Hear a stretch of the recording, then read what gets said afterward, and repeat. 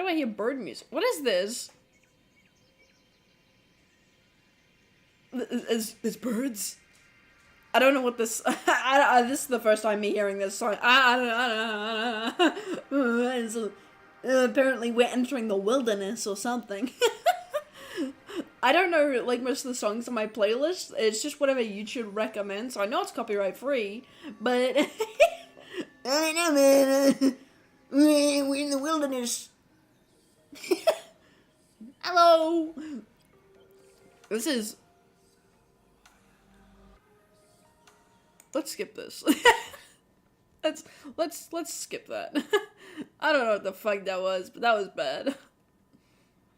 But yes, hello, welcome. We're at part 3. I am putting 3 fingers up, but for some reason it's putting my pinky up as well. Can you put my pinky down? Put my... There we go. We're at the third stream, right? It's the only way I can have 3 fingers up, because if I do third the other way, it puts my pinky up as well. Cringe! So I can wiggle it sideways just fine, but if I put it down, I can't, like, all the fingers interact. That's crazy. That's crazy. Bird type beat? Yeah. It is a bird type beat. Yes. So we're doing the continuation of this. This is gonna be the 3rd stream. We did complete a lot of the characters shading. They'll still need some more shading to be done, in the final, but that's only when we got the background completed. So that way we can match the lighting with the background and everything. Yeah. So how we going, guys? We like it so far? We like it so far? We vibing? I hope so. I am. I particularly, it's weird. As of late, I've actually liked my art. Normally there's like I know there's an actual word for it, but there's a saying that, like, there's a scale where it's like, oh, when you first start a skill, you have a lot of fun, so that's when you start to hone into it. But as you start learning little tips and tricks and learning where to improve and stuff, you'll reach a dip where it's like, oh, this isn't good enough. Like, I'm really bad at this. And then eventually you'll come across a peak where you're like, oh, wow, I'm fucking, holy shit, this is my art. And I think I'm at that stage, because looking at all the lighting stuff, like, I can see the flaws, but I don't hate it, if that makes sense. For a few years, I started hating my art because I thought it didn't look good enough. This would have been around maybe 2019 to the beginning of this year, where I was like, basically I kept drawing, but it caused me to slow down on my production because of the fact that I was just slowly not liking my artwork. And so I figured, well, if I don't like the art I'm producing, I won't post it, because otherwise I'm not going to look back on it with fond memories, and I'll be putting out artwork that I personally won't be proud of, and that will only cause problems for me, you know? So I decided that I would start working on, that is my dog, by the way. She's in the room with me again. She's currently banging on the door. Let me out! That's what she's doing. But, basically, I started working on my super secret project, doing concept arts, character ref sheets, everything. Just scenes, weapon design, outfit design, alternate designs, revisions, even more revisions, going back and forth from drafts to improve on, like, older concepts that I had from the start of the project. Because if you guys remember, or if you guys were there during the secret stream that's now unlisted, anytime I do secret streams where it's about the secret project, they get unlisted for context. So basically, unless you were there, they're just fucking gone forever. But basically, I started working on this project in 2016. It was gonna start production in 2018, like 2 years later. But I decided to sit on the idea. One, it involved like a certain aspect where I was a little bit ignorant on. And I was like, well, if I'm ignorant on this one idea, I should probably like look into it more before I make a story about it and then write something that's dog shit, or risk writing something that's dog shit, to which I'm glad I did, because there's like, I don't know, I feel like the longer I sat on the story, the more developed it became, and the amount of layers I put into it just increased. Because originally, that sort of stuff was like, oh, character A goes into this scenario, and then by the end of the series, they defeat the scenario, and they win the day, and it was like, you know, 2 seasons, and it's like, that's great. That's fantastic, but I want something more.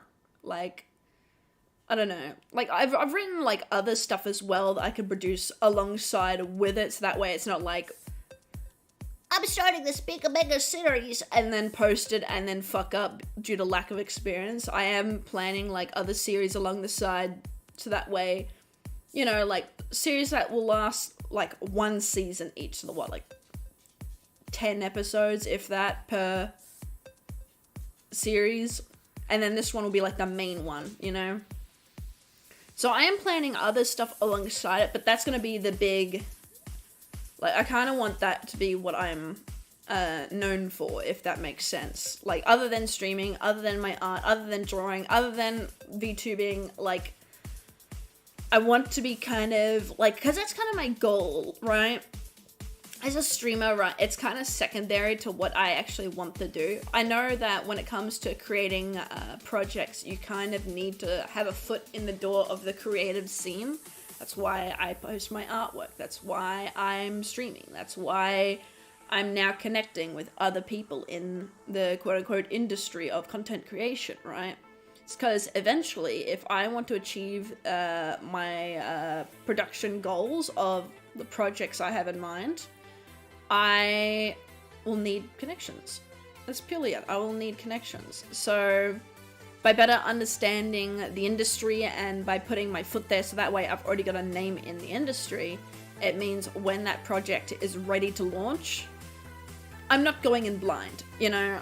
I will have experiences, I will have people to support and people who support me back, you know, like, basically, like, yeah. So that's kind of why, like, I sat on the idea, because, oh my god, I could literally create an entire stream discussing all the massive changes to the project, but that would, like, spoil it, so I reckon wait until the project is, like, at certain stages where it's already produced, you know, to go on, like, past stuff. Because honestly, from what it was in 2016 to what it is now, it is almost, like, it's not an entirely different story, but design-wise, it is entirely different. The settings are different. Like, it went through a lot of changes, that did. And I'm kind of glad it did, because otherwise I would have been producing something I would no longer be hyped about. Because it was very much just an afterthought series, and then I turned it into, like, a mega thought series. I hope I'm explaining that right. But yeah, this is why I like streaming, is just to help me get a foot in the door of the industry I want to actually go to. Yeah. So that's why I'm kind of glad that I'm starting to get a bit more proud of my artwork, because it means that when I get further into the project, I'm not going to look back and go, ah, old art, cringe. I'm going to be able to look back on it with fonder memories. Definitely. So I'm kind of glad I'm at this stage of production. Or, like, skill, I should say, not production. Because the production is still in early stages. It probably won't release for, like, another couple of years, as long as everything goes smoothly. Like, I'm literally taking my time with this shit, alright? Like, I am not rushing it. I'm learning everything I can. Very baby at the series, you know, like, I'm just a tiny little guy. I'm just a funny little guy. I'm just a funny little guy. I should host another secret stream.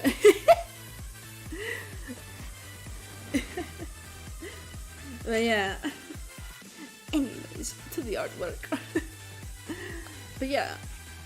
So we got this one is Mary Fox's character. Basically, for people who are unaware, let me just go down. We did pretty much most of the character shading, as you can see. Let me just put all this in here. It's gonna change a little bit, but that's because I'm moving stuff around.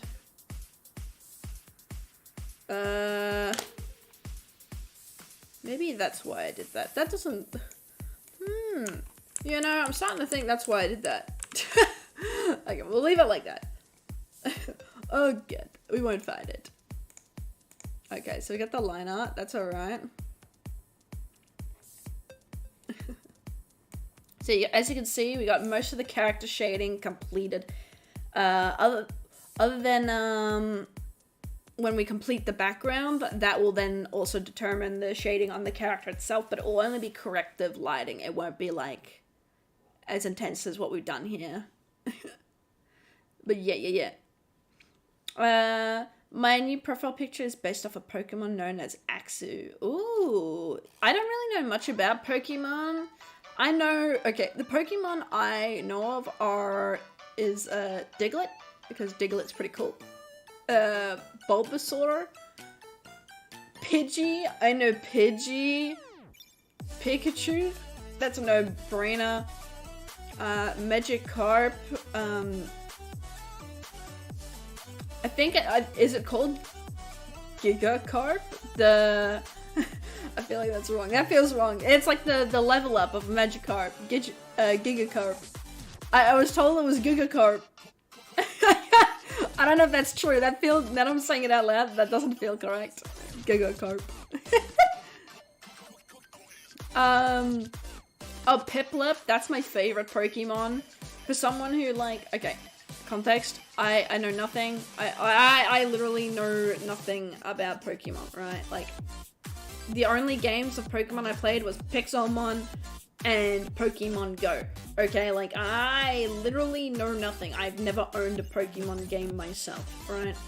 Other than, like, those two, and they don't even count, alright? Because they're not Pokemon games. Like, one's literally a Minecraft mod, where I still didn't understand what the fuck was going on, and the other one's, like, a little walking exercise app, right? So, like, other than that, I know nothing about Pokemon, so I don't know, like Piplup, he's a little bubble-blowing penguin. It looks cool. Because I remember when I was a kid, he was, like, really popular, so I was like, a Piplup! Oh, cute little guy! You know? And that was it. I did not give a shit about Pokemon after that. I never owned Pokemon cards, never played it. I was never a Pokemon kid, so, like, everyone I've ever interacted with is like, oh my god, Pokemon this, Pokemon that. I'd be like, yes, Pokemon. You know, like, oh. I definitely know what you're talking about, not really, but I appreciate the attempt at educating me. Oh, shit. I feel like whenever I tell people I've never played Pokemon or that I know nothing about Pokemon, because I give off the vibe of, like, being, like, I guess, like, a gamer, right? To which I am a gamer. But because I give off the gamer vibe, people assume that I know Pokemon. And so when I tell them I don't know Pokemon, they go, their brain just explodes. Like, they don't understand. Sorry, I never played Pokemon, I never played Legend of Zelda, I know nothing. Sorry. I played Sonic and Mortal Kombat. We are not the same. Grandma only knows Pikachu. You know what? That's some good Pokemon knowledge right there. Everyone knows Pikachu though. I've played from Generation 6 to Generation 9. Don't judge me. No, you're all good. You're all good. Like, it's like, it's the same argument of, like, people who don't know all the Sonic the Hedgehog characters. Like, you can name Sonic Tails, Amy, Shadow, Knuckles, Eggman, or Robotnik, depending on what generation you are. But then other people can't name all, like, the side characters, like Cheese, Cream and Cheese, Silver, Sneebly, Sally, fucking Antoine. That's really dating me, I'm sorry. That's dating me. Yeah, like, if you know what show I was referencing, then you know why that dates me. I read comics. But yeah, oh my goodness. Anyways. So let's get this tree going. Firstly, this tree here is a tree. Damn, Cam! You don't fucking say! That's a tree crazy concept. Yeah.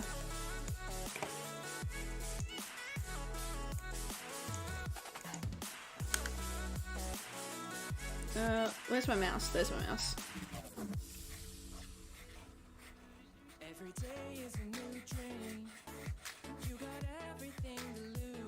Okay, that was really badly done.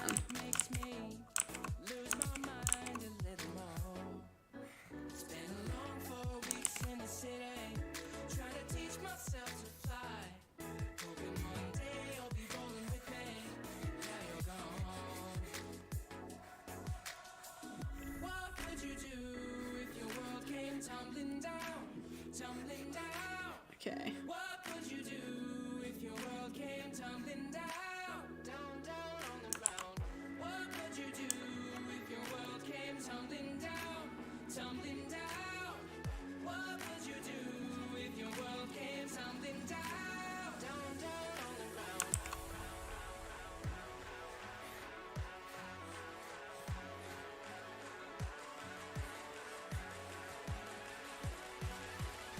Okay, and then let's do the erase tool. Make it a bit smaller, or not that small.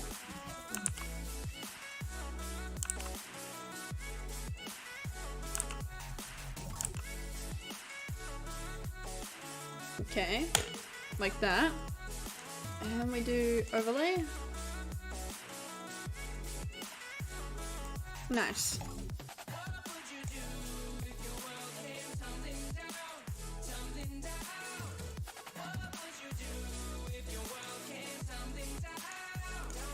Okay, now let's see if we can get a textured brush in here, because I want to like put emphasis on the fact this is meant to be wood.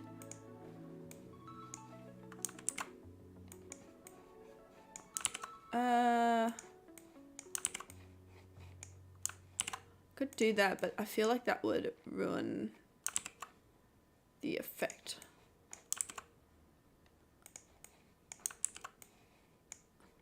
Could do that. Chat, you think that will work? I don't think it will.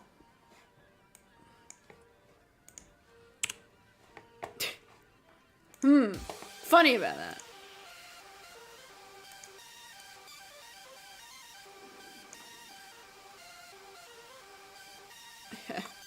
No way that works. Yeah, thought so.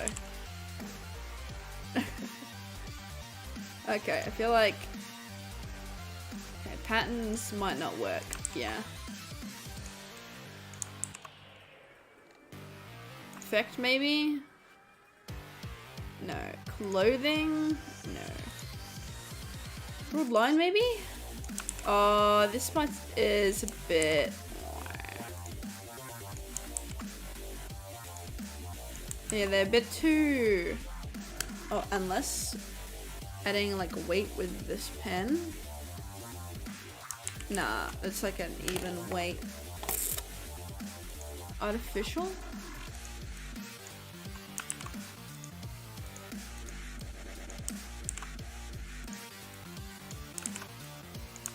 Okay. You know, this could work.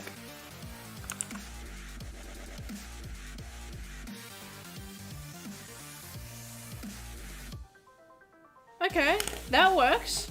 That looks like the tree is like cracked and glowing. That looks really cool.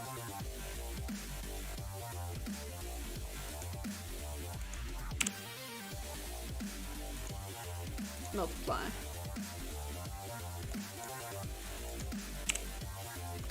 Look at that! Yo! That looks sick. Okay. We'll do this, and then up a bit. And then down a bit. There we go. The reason why I'm going to do that is because then I'm going to do add. There we go. And we're going to make it just a bit lighter. There we go. It makes it, the log, a bit more wood-like. I hope. That's kind of the idea I'm going with. I hope that works. Okay, now I'm gonna add a bit of lighting. So let's get some yellow on here. I'm gonna use the same yellow from the character themselves. My reasoning being is so it blends better. And I'm just gonna go over the top like this. There we go, just like that, just something light. Why is there 2 here?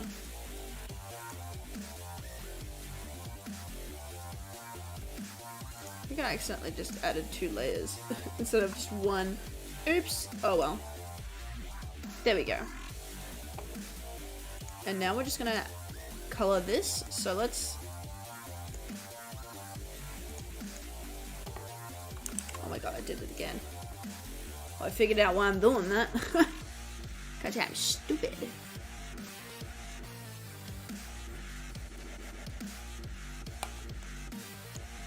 Okay.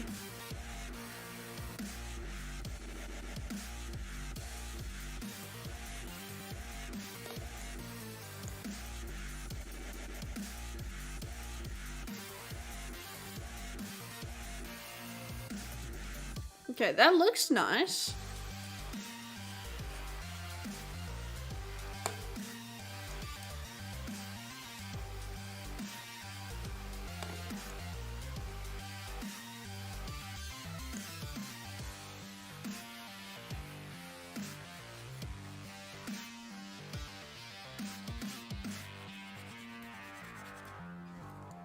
There we go. So that's kind of the tree log we got going on. That looks nice. Nice tree that's fully textured and everything. Maybe we can add some splotches as well, just further coloring. Oh, do that. So that's what it looks like, normal shading on it, and then like that. There we go. Okay, so let's get some splotches going. Pointillism. Okay.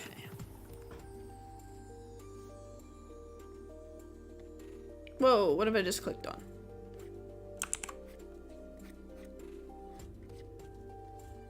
Okay.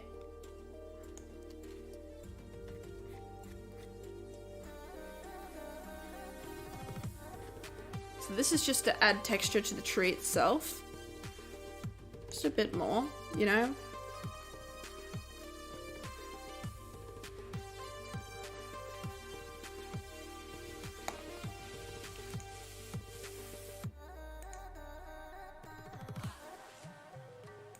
Okay, we don't need it to be that color. I kind of want it to be that color there.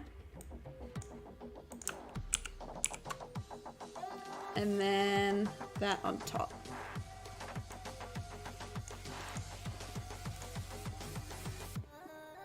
There we go. And then what we can do here is erase, soften.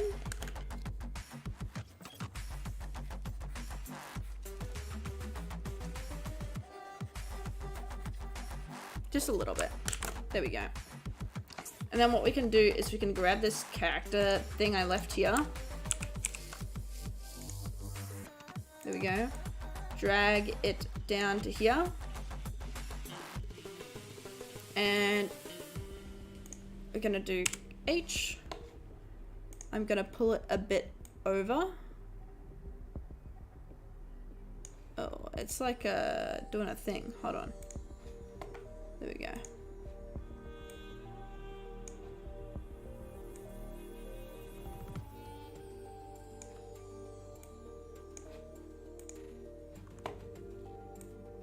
Okay. Let's make this darker. So let me just pull this to this color. There we go. Filter. First, let's put this on. There we go. So that way it's on like that. I'm gonna do a copy. I'm gonna filter this. Window, no. Blur. So I want the shadow kind of casting off on the tree itself. Kind of to show that there's a character here.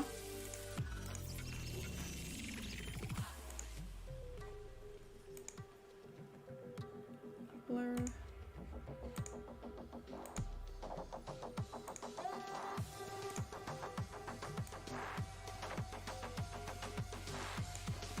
There we go.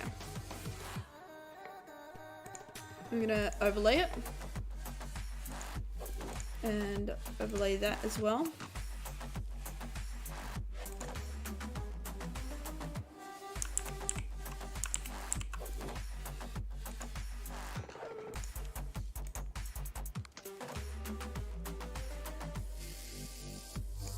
There we go. That way we can have the character kind of like separate from like the world.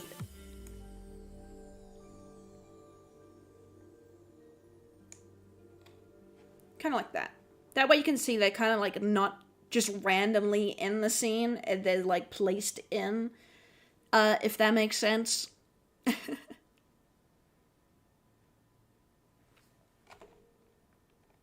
so we got that part there. Is this the bushes next? Okay, the bushes are next. Okay. How are we gonna tackle the bushes? Let's see. First, we're gonna grab their color. We're gonna use a bit of the this brush here. And so let me just go for a light yellow on these edges. So I want to lighten these up very much.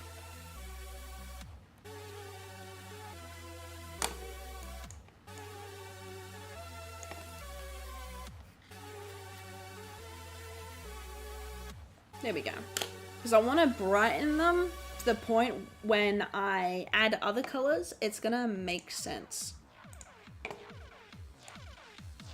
There you go. And I can leave this bit in the corner here that's the same part dark as well, because then it's like continuing on the lighting. Okay. Where's the brush? Flower? No. Vegetation.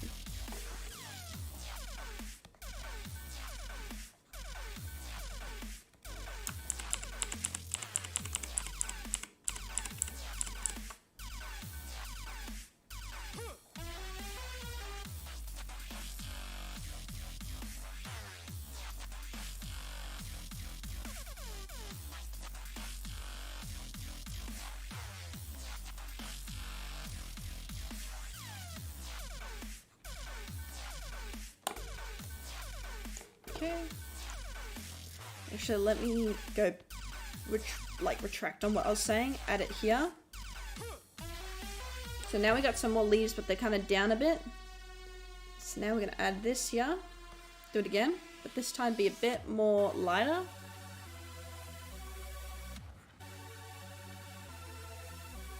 And then as we get closer, pull it to more of an orange. There we go. We're gonna do it again. Let's get that foliage going. I'm gonna grab the darkest color here. Pull it maybe to more of a green.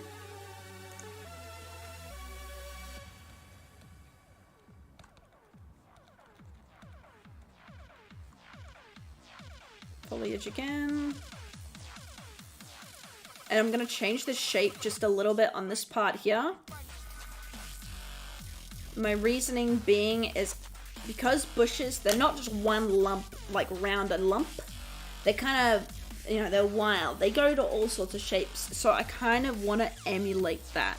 as best I can. So let's go to a yellow. We'll go to a similar orange to this.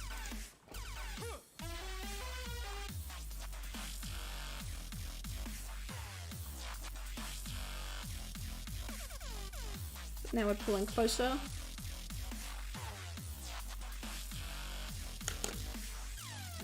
Kind of like that. So you can see kind of like now we're pulling a nice color. And it looks like here, for example, it looks like there's layers to these leaves as well. And now what we're going to do here is going to do a little trick. Hopefully I remember this right. So let's do this. Let's go a nice green. And we're going to go down and a bit back. There we go. Or maybe it was blue, wasn't it?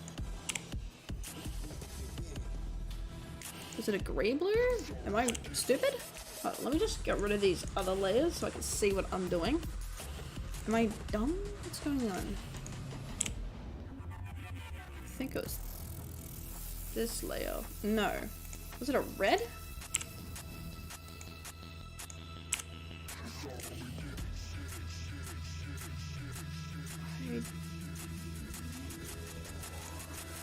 Am I being stupid? I think I am.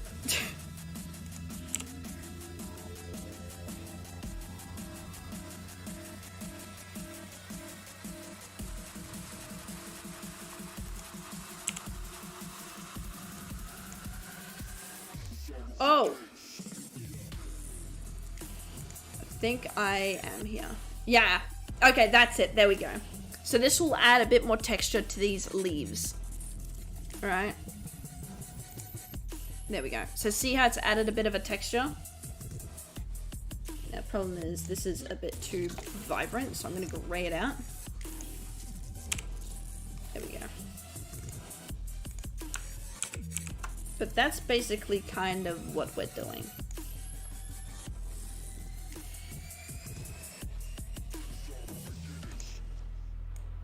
Let's go down. Back.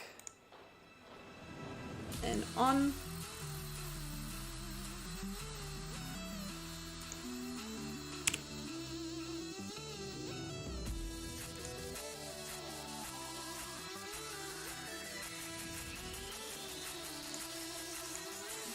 Okay, this is like going a weird color, so let me just fix this.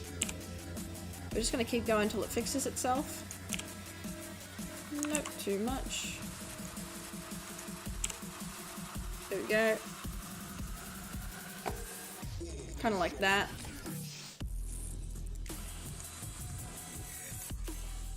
There we go. So see how now the leaves, they're kind of picking up shape. They're looking a little bit more textured, a little bit in the back, you know? That's kind of the aim we're going for here.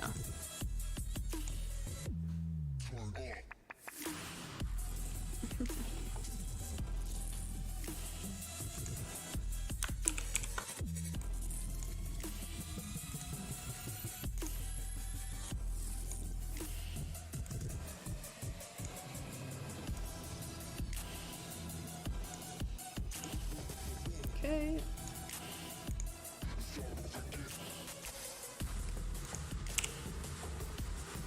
A little bit like that. And then we're also going to add a little bit of a shrubbery down here, because as good as this looks, it's kind of coming out a little bit poorly here. So let me just fix this. Oh, not that high up. I don't want it that high up.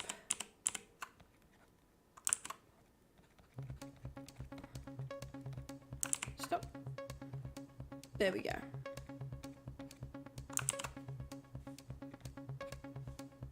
Okay.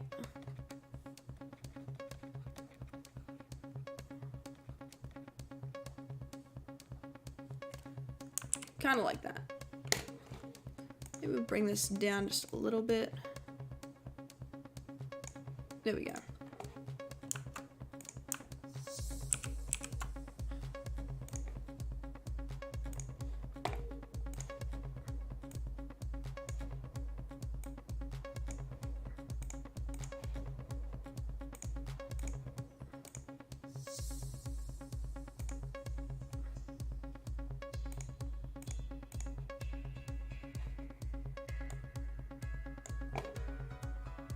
Okay, then we're gonna add some. I think that this will be finished today. I think so too. I hope so. We've been working on it for a while.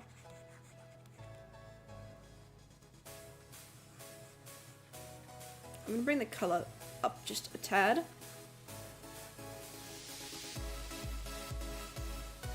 Same as back here. I think we're gonna bring the color up a bit.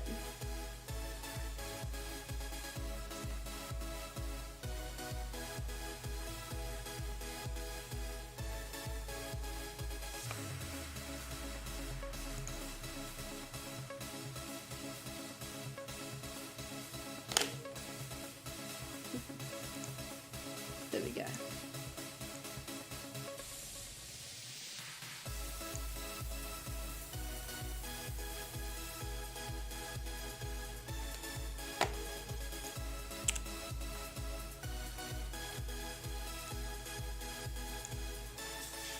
Kind of like that.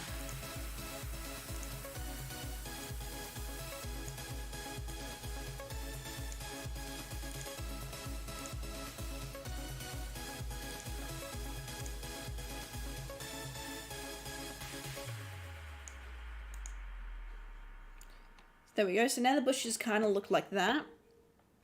And so now what we're going to do here is add a little bit of a just hard gold on top.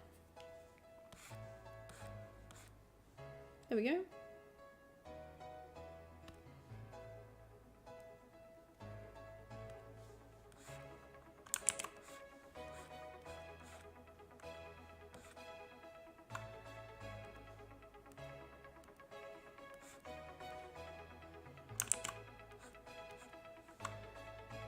There we go. So it's a bit like that.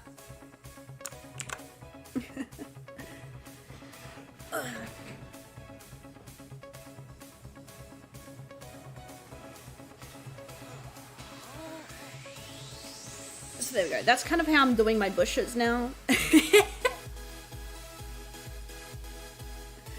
Yeah, they kind of look alright. I think they look alright. Okay, and then the last top two, like this, and this. I'm just gonna shade it a little bit darker on this inner part.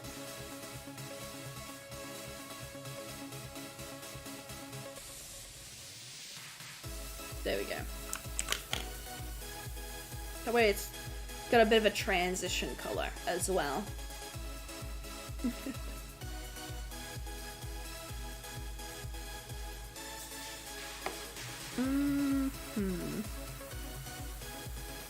Yeah, it looks good. What do you guys think? What do you guys think? Think it look good? Think it look good? My bush? Does my bush look good? Does my tree and bush look good? I think it look good. I hope it does, or else shit.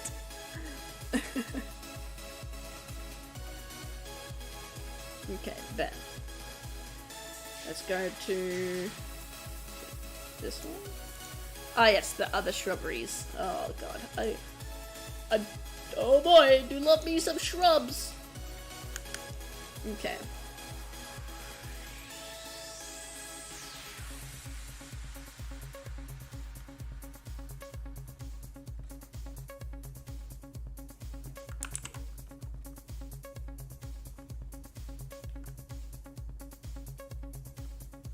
Wowie, shrubs.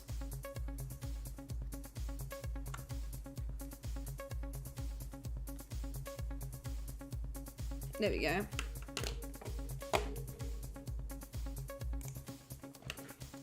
Yeah, thank you. There you go. Oh shit. That zoomed in wrong. Look at that. Look at that shrub right there. I think I might do that effect with the others as well. Just get that shrub bush in there. Oh, I might need to go a layer up.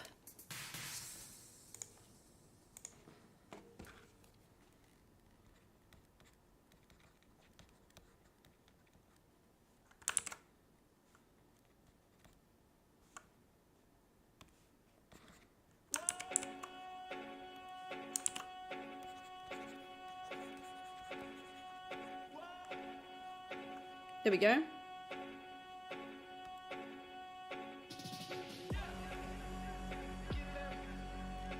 And then we go down one. Same thing.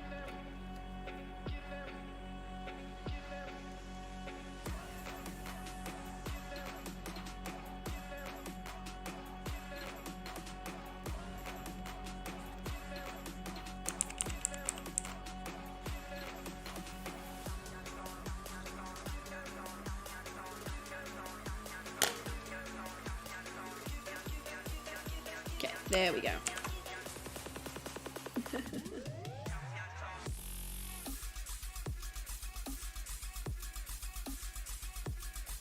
Now let's go back to that shrub.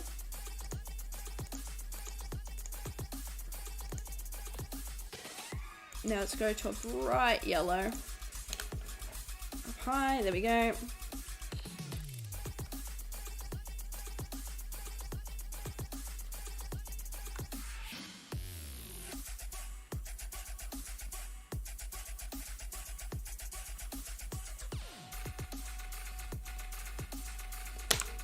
There we go.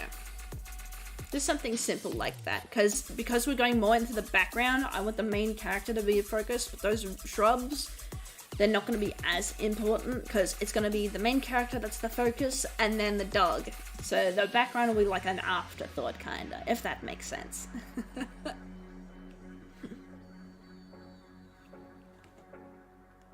And then, what is next? Next is these trees here. So I'm guessing this is their color. That's one's color, that's two's color. Okay, better. Okay, and these are on the same line art layer, which makes things easier for me. 110%. So let's grab this, pull this to a purple. I'm gonna pull it to a nice hard purple. And I'm gonna do more of a was it India ink? It was. Like so. And then erase. I'm gonna try and do the same thing for both these logs here. Or all three actually. I don't want it to be different with these logs. There we go.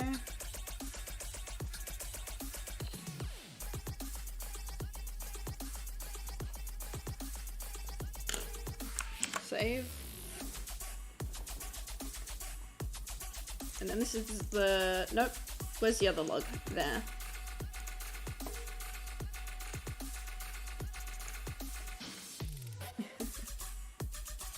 Okay, and then we got the third log here. Okay, and so now we go on to multiply. Or was it, overlay? No, it was multiply. Multiply. And multiply. There we go. Kind of like that, right? So now we got the general shading of those trees. BRB, all good, take your time, no rush.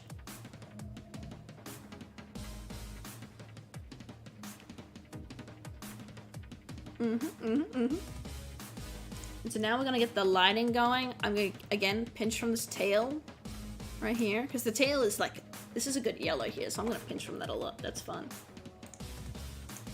Don't know if it's a good idea. We'll find out. Okay, we're just gonna do general color here.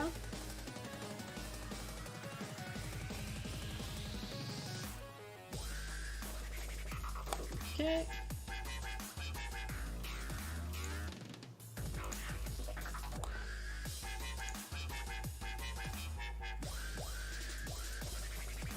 Okay, there we go.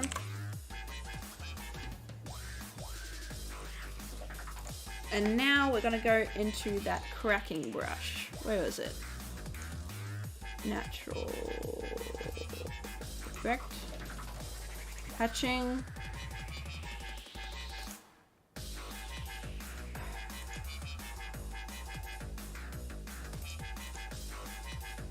Where was it? Artificial crack. There we go. This is crack cocaine. This is crack. Did you know what happened to Pee Wee Herman? This is crack. Okay, this is too big. Wanna know how I found out about Pee Wee Herman? I'm in a group chat with a bunch of VTubers, right? I know, amazing, genius. And they were talking about Pee Wee Herman. That's how I found out. They were like, damn, you give Pee Wee Herman energy. And then the other one was like, damn, didn't he die today? It's like, what? How is this how I'm finding out about Pee Wee Herman? Man. Man, just a shit. He'll always be remembered as that guy with the creepy kids show and the crack ad. This is crack cocaine.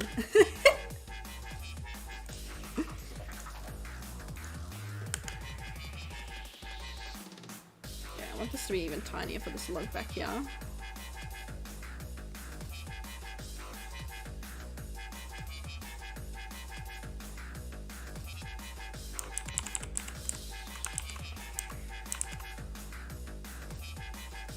I'm going too liney with these, so I need to jiggle my mouse around so that way it's not like a... There we go. So it's more of an uneven cracking of the logs. There we go. There we go. And then we could do what? Multiply? That don't look right. Maybe is it this color here? That look better. Overlay? That looks more like it. There we go.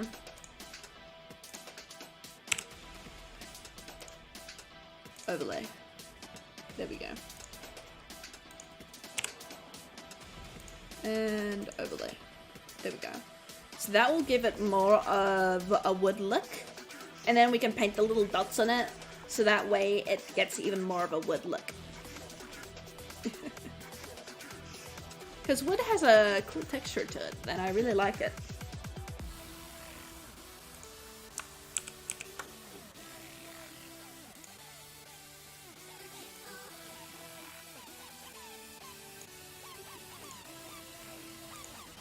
Add. There we go.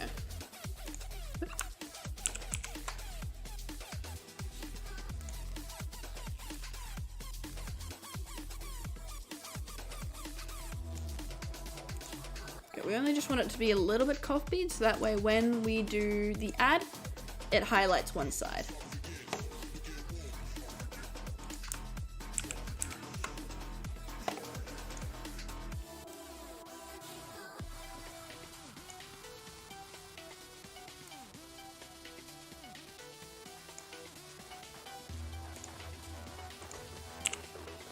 Oh, nope, wrong one. Add. There we go.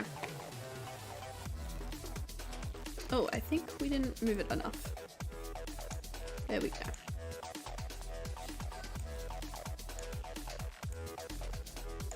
There we go.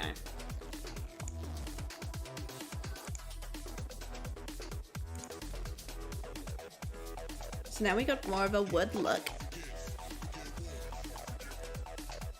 Okay, so now let's go to this paintbrush here. Pointillism. And fix these colors.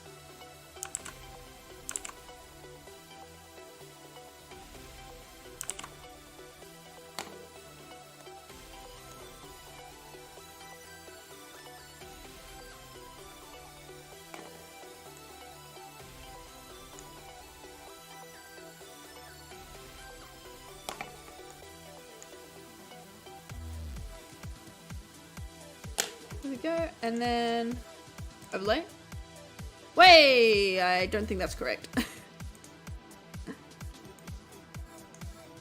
Think like this. Yeah, that looks better.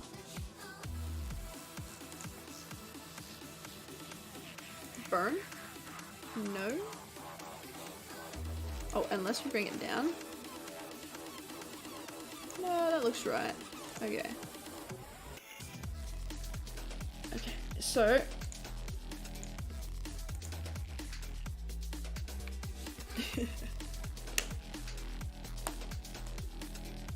get the middle color here.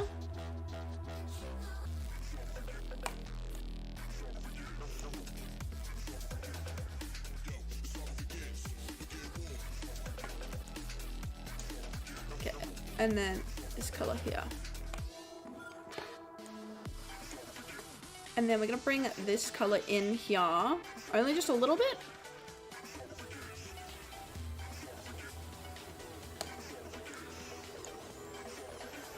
Bit of this dark color here. And then we're gonna bring it back.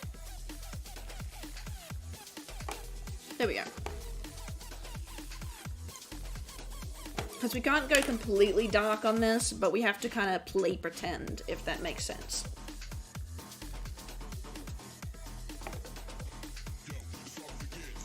There we go. Good like that.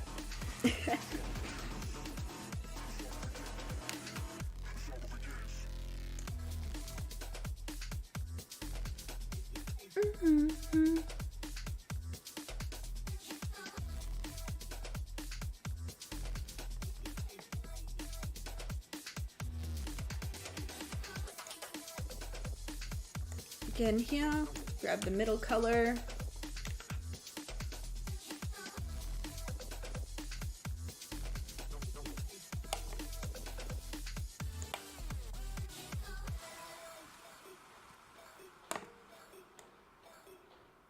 Grab this light color here. A bit of this orange from the character as well.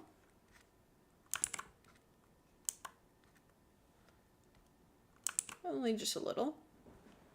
Oh, I love how when we put the orange from the character, I might do that again. There we go. I like how when we pull some of the orange, it like brightens it up. It gives it this nice sunshiny feel. So I'm gonna do that for the rest of it.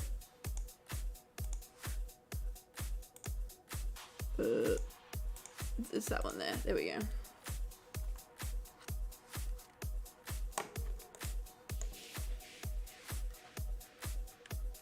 Okay, there we go. Look at that! That looks so nice! Like there's a light almost coming from the other ones. Oh, Cherry, no. We're not gonna bark today. I banned it. Barking is now forbidden.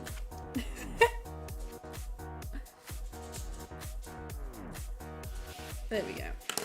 And then we're also going to find this original log here. I think that's the very first one I worked on. Yes, it was. But where I did all the dots? It was that layer there. So I kind of want to...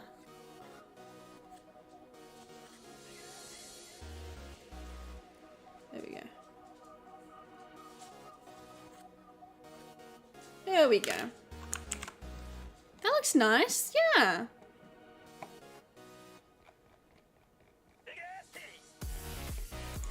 What? What was that lyric? What did it say? What did it say?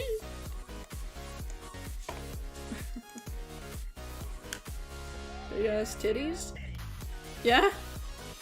Alrighty. Whatever you say, champ.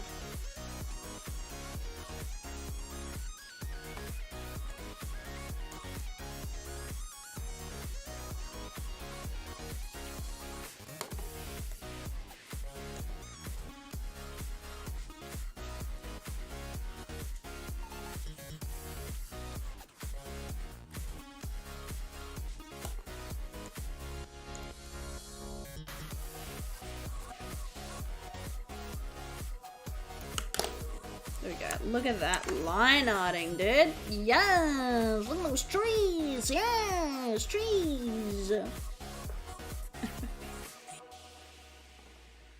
Let's see.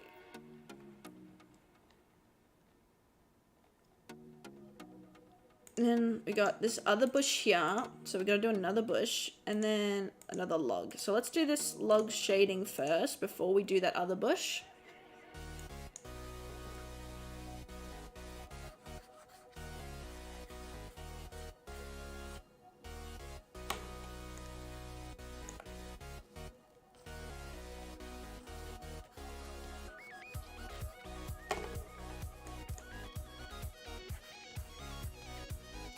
There we go. It almost looks like close to being lineless art, but the line art's just so colored well that it's like fading out almost. Looks really nice. Holy shit. Yes! Okay. So now we got this bush to do. Same thing again. Grab from this color here, but pull more of a yellow. And we're gonna shade just one side of this, like this, right? Because we gotta remember, the light's coming through these trees, so I don't want to go too overboard.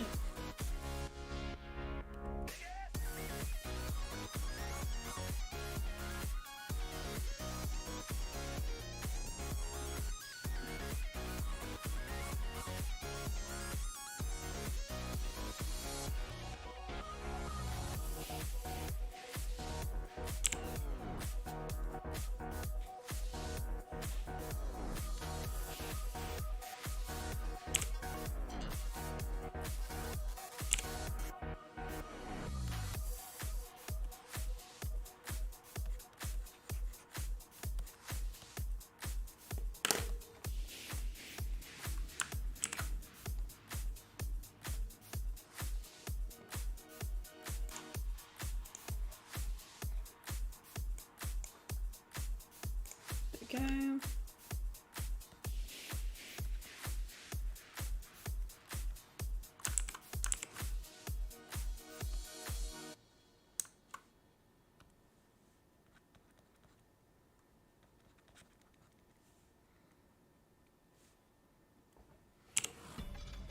And then we're gonna just erase this.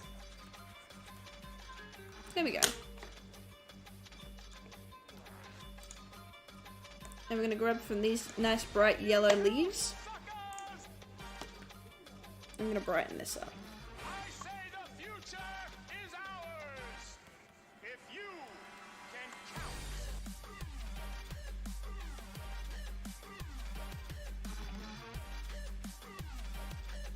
There we go.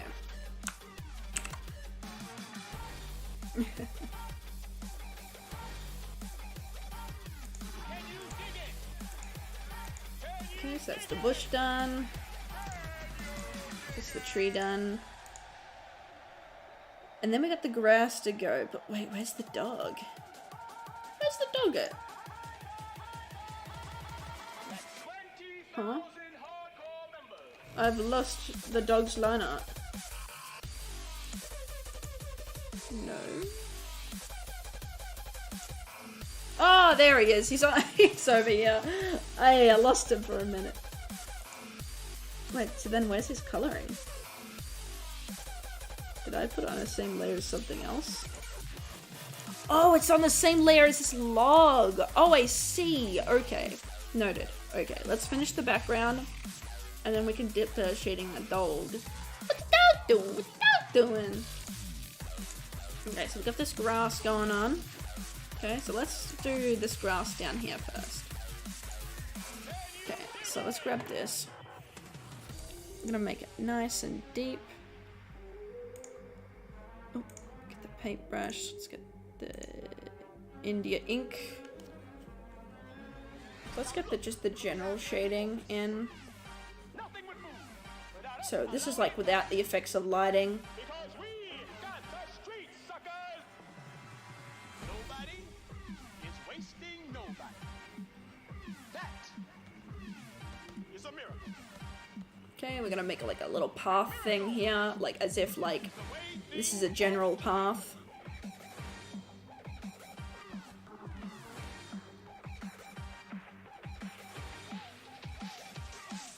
Make it a bit darker.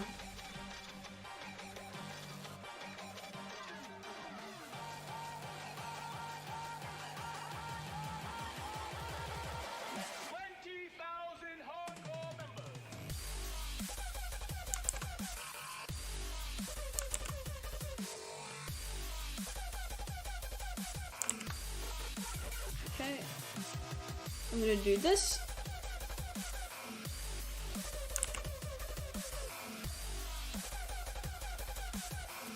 And we're gonna overlay that. The reason why I'm gonna overlay it is for this reason. Oh.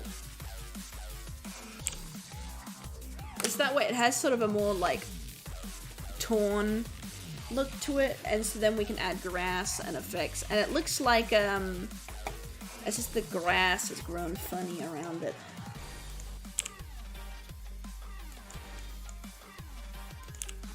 There we go. Let's do it again, actually.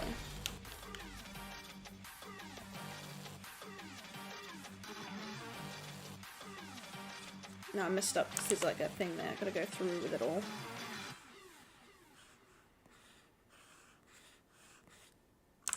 Too thick. Okay, and overlay. There we go. So now it gives it like little grassy patches here and there and everywhere, but it makes it look a bit like a path from afar. Like so. See? So now we've got a path going on. Mind you, it looks a little bit funky, so let's turn it. Only a little bit, so it matches that dog.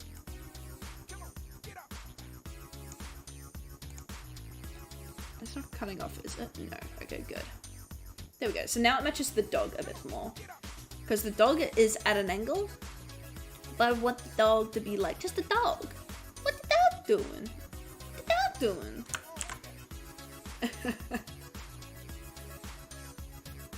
Know what I mean? Know what I mean? You know what I mean. You're chat. You're smart.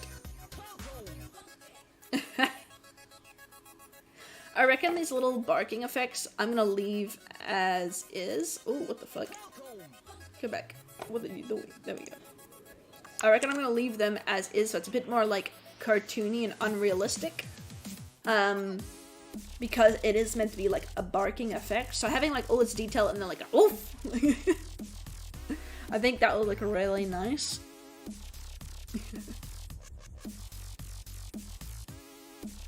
But yeah.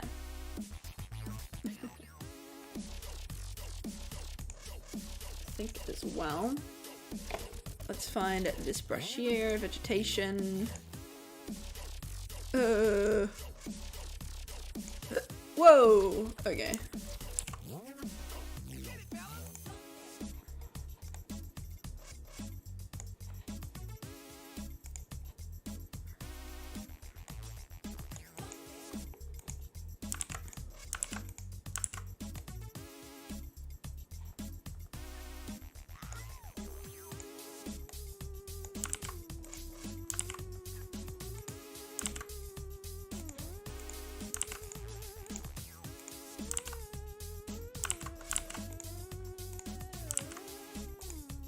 Okay, that looks nice. So let's pull it up a bit.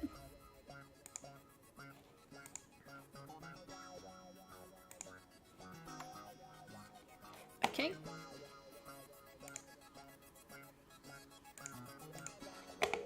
So now we're gonna add a bit of lighting to that that we did. So we just added two little grassy bits just to add a bit more texture in there. And now we're just gonna lighten them up. And then maybe green them out a bit.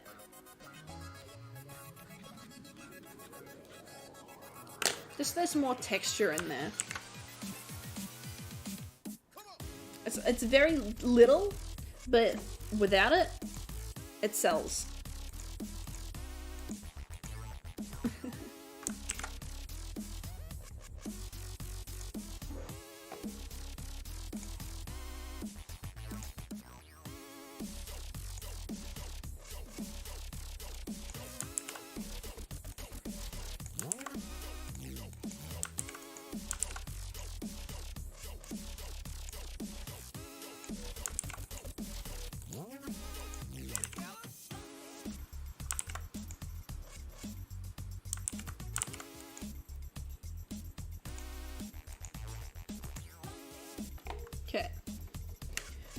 again, we're doing the same thing.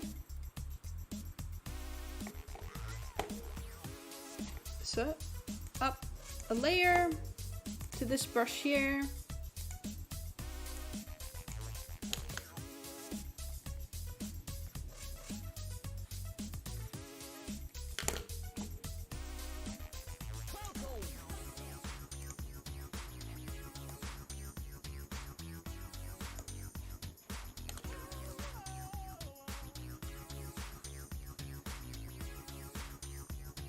There we go.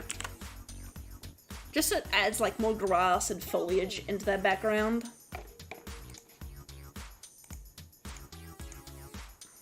Oh. See, I don't want anything going to the other side of that dog's foot. See that? That looks a bit fucked. You know what I mean? I can obviously like edit it, but like looks a little bit fucky, you know what I mean? Oh shit.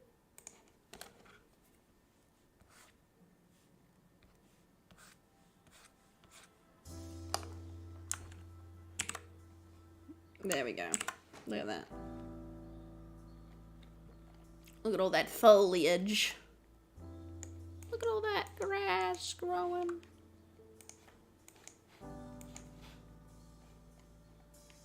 Look at all that grass.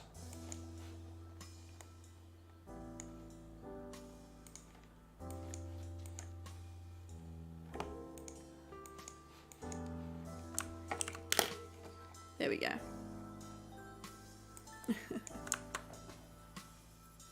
It's gonna look funny with the dog because you can see the dog's layered on top of it. I will fix that, don't worry.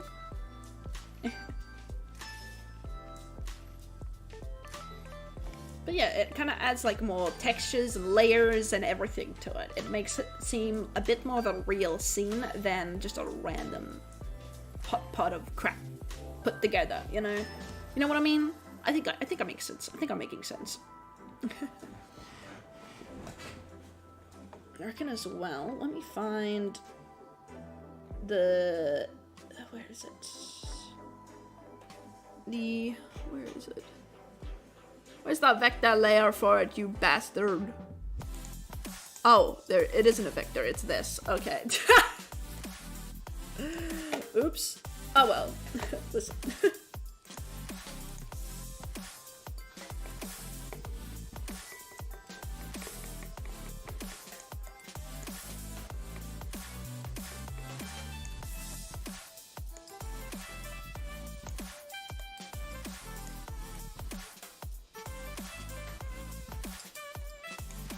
There we go. Look at that. Nice.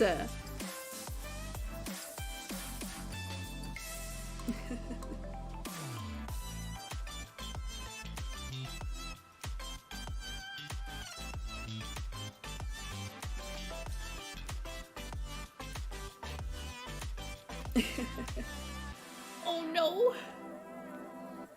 They're gonna pop up on my screen, but not the virus kind, a Steam kind to pop up, a Steam kind! And someone telling me they're playing game that I want to play, but I chose to stream instead. There we go. Okay, let's go above those bushes. Where is above those bushes exactly? I think it's this. It is that. Okay, nice. I found it. Okay. We're gonna put the grass tool here. Gotta be careful of the dog, because I think the dog is still... Oh no, dog's behind it. Okay, that's good. That's good, good, good, good, good. Okay, let's go a layer, like a size down with these. Oh, okay.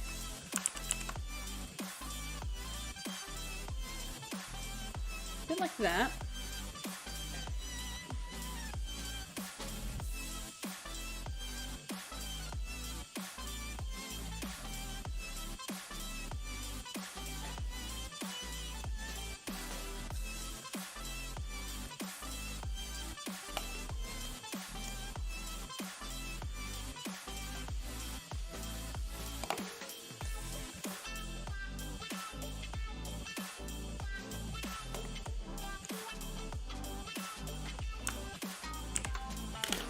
Among Us thumbnail. Yes, it is an Among Us thumbnail. Thank you for noticing. I didn't know what to do for the thumbnail, so I was like, put a little Among Us man there. That'll do. welcome, Dingus. How's your day going? If you want to take a look at the artwork, I'll zoom out and give you a second to take a look. There you go. That's what we got so far. We're almost done. We're almost done. We're in the home stretch. We're in the home stretch.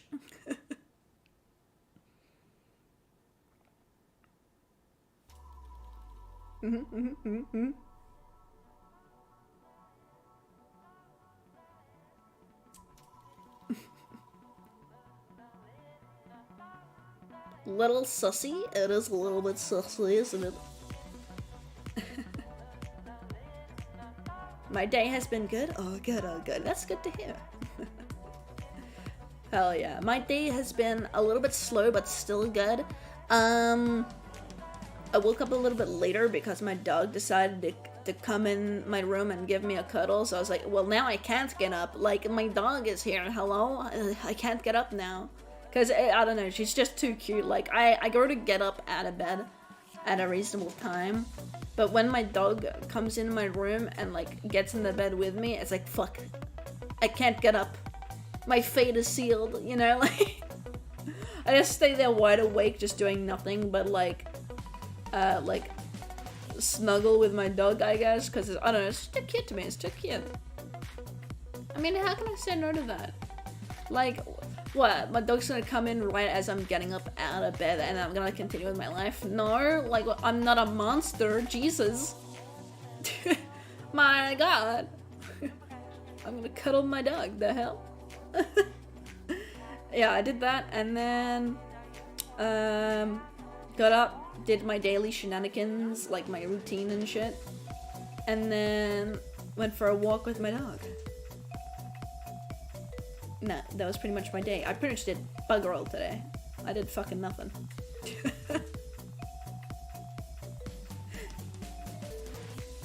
I just got done with a one-on-one D&D thing with my DM. Oh, nice! I've always wanted to do a D&D thing.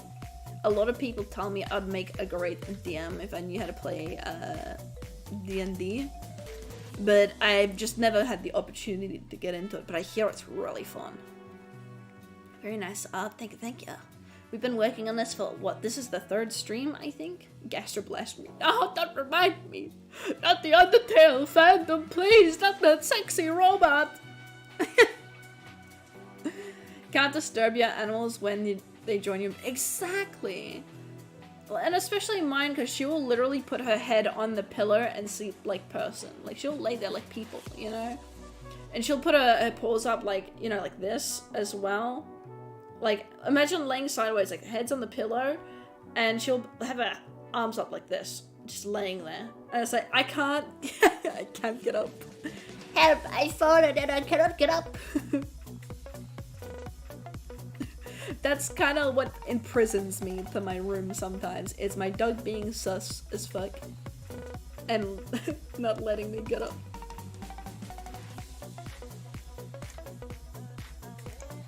She has her ways. She is a manipulator. Whoa! That's a bit bigger than what I wanted. Hey, I don't think that's the right grass for that. Grass top A. Nope, I used that already. B, nope. C.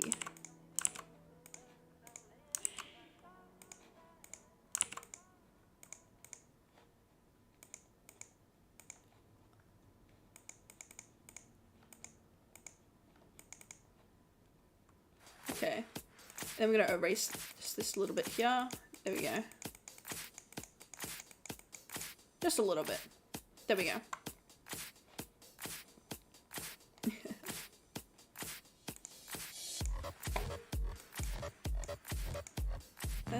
Let's see. I've got the meme, like, stuck in my head of Pee Wee Herman going, "This is crack cocaine." Because, like,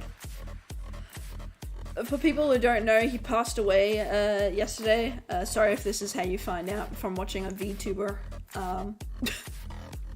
But yeah, he, like, passed away yesterday. And so, all that's been in my head is, this is crack cocaine. Fucking memes, man, like. I can't help it, I cringe.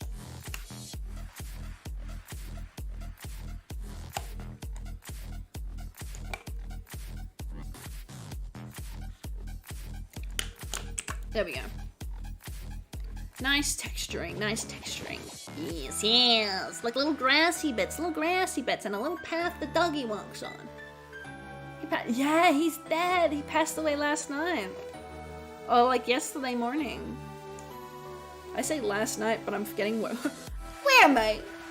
What time zone am I in right now? Help me, I'm lost. I've never really experienced D&D. Me neither. I want to. I like, honestly, D&D is goated with their dice. Have you seen the cool D&D dice? Like, there's so many varieties. I kind of want to collect a bunch, but I'm worried like that would be just another waste of money for me. Like, I don't want to. I don't want another expensive hobby. This one's pretty expensive. If you don't want to know expensive, look at my description and see all the hardware I have just to run this fucking stream alone. My god, it's like over 5k almost. Help me, please. I'm playing a warlock in this campaign, and I've got a spellbook tome gifted from my patron, which I'm using as a Monster Codec character journal, because why not? Ooh, ayoooo.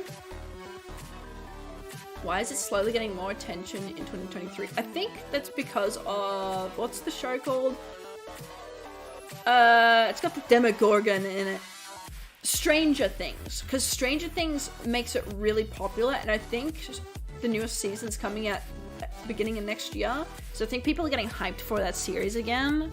And every time something D&D happens in that show, it happens in the show, like the real life. So like, spoilers by the way if you don't know the plot for that show, but it's basically monster happens in D&D and then monster comes to reality. I feel like every time they play that fucking D&D, like their little D&D campaign game, like the monster comes back. Like, I feel like they don't learn that, hey, every time we play the D&D game and we have this little monster thing, the monster shows up IRL and we call it the same thing, and it's similar to the monsters that we play in the game. Maybe we should stop playing the fucking game. You know, like, the fuck, you know? I can't believe anyone else thought that, right?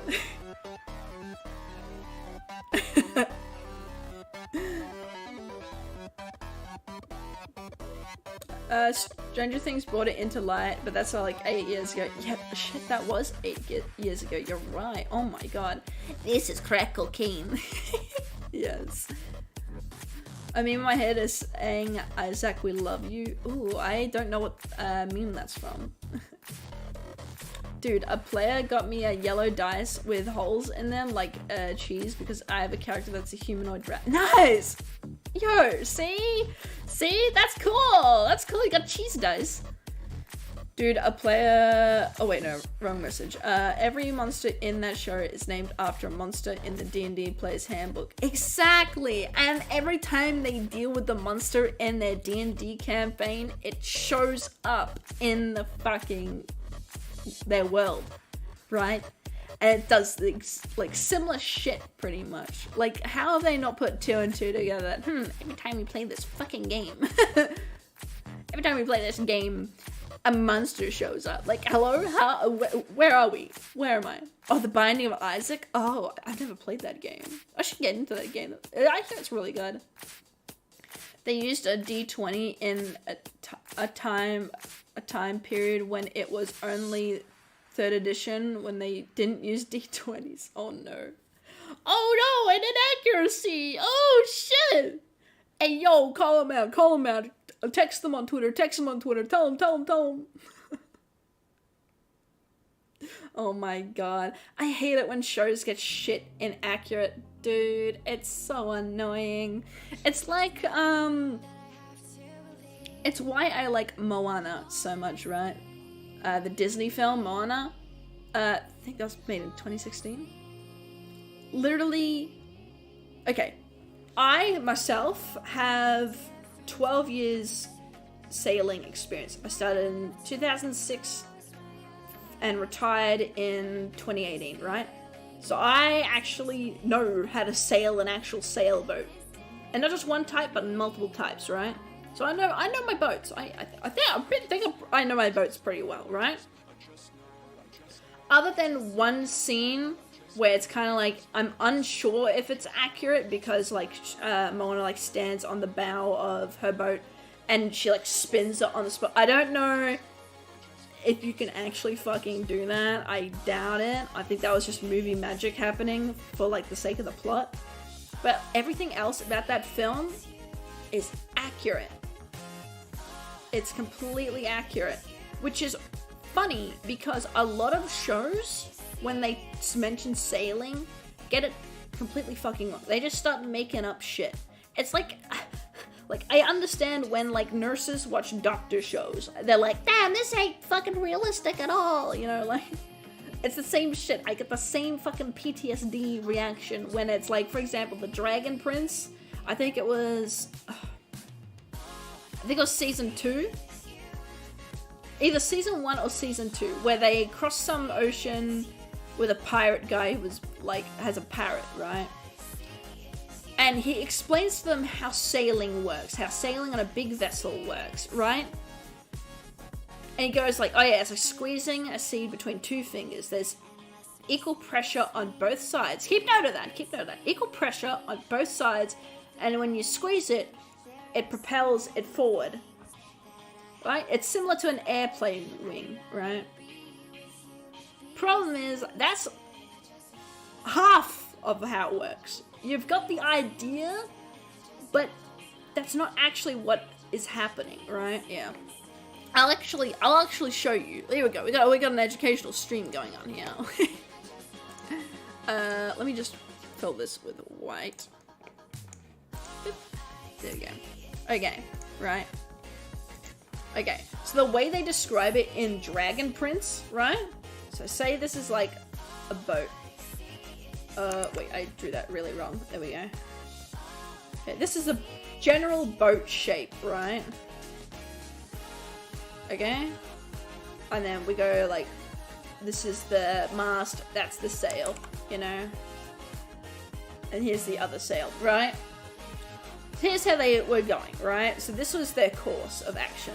The wind was coming head on, and he described that for the wind to come head on, it makes equal force on both sides, which propels the boat forward a bit. You know, like if you put equal force on those two sides, the boat will propel forward. That's, you know, it's friction or forces or whatever the fuck you want to call it.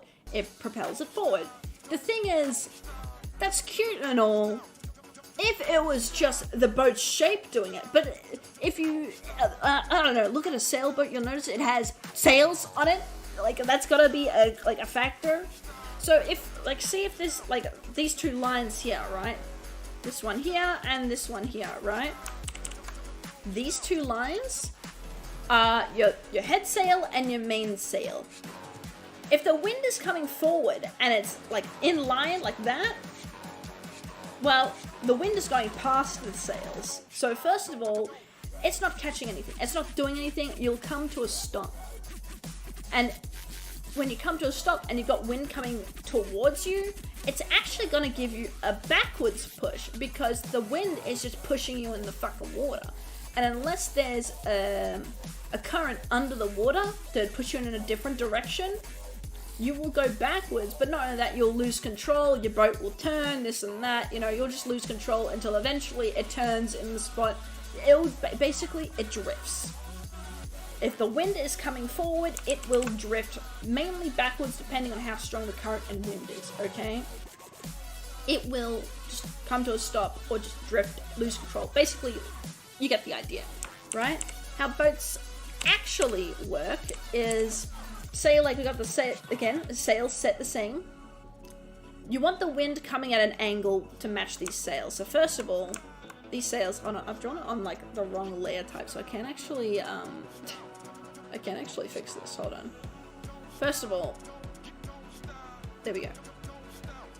First of all, the sails will actually be set like this. So the sail will be set like that, and then this one will be set like kind of like that.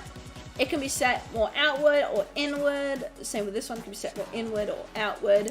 But that depends on where the wind is coming from. If the wind is coming from here, that is the perfect angle for those sails. If the wind is coming from here, you'll probably want it more tighter, so that way you get more of a quicker bounce from the wind, because that's what the wind is doing. The wind is getting caught in the sails and bouncing out, right? That's why this angle here, if the wind is directly onward, it's good, because all the force is going directly into the sail and then is being pushed down.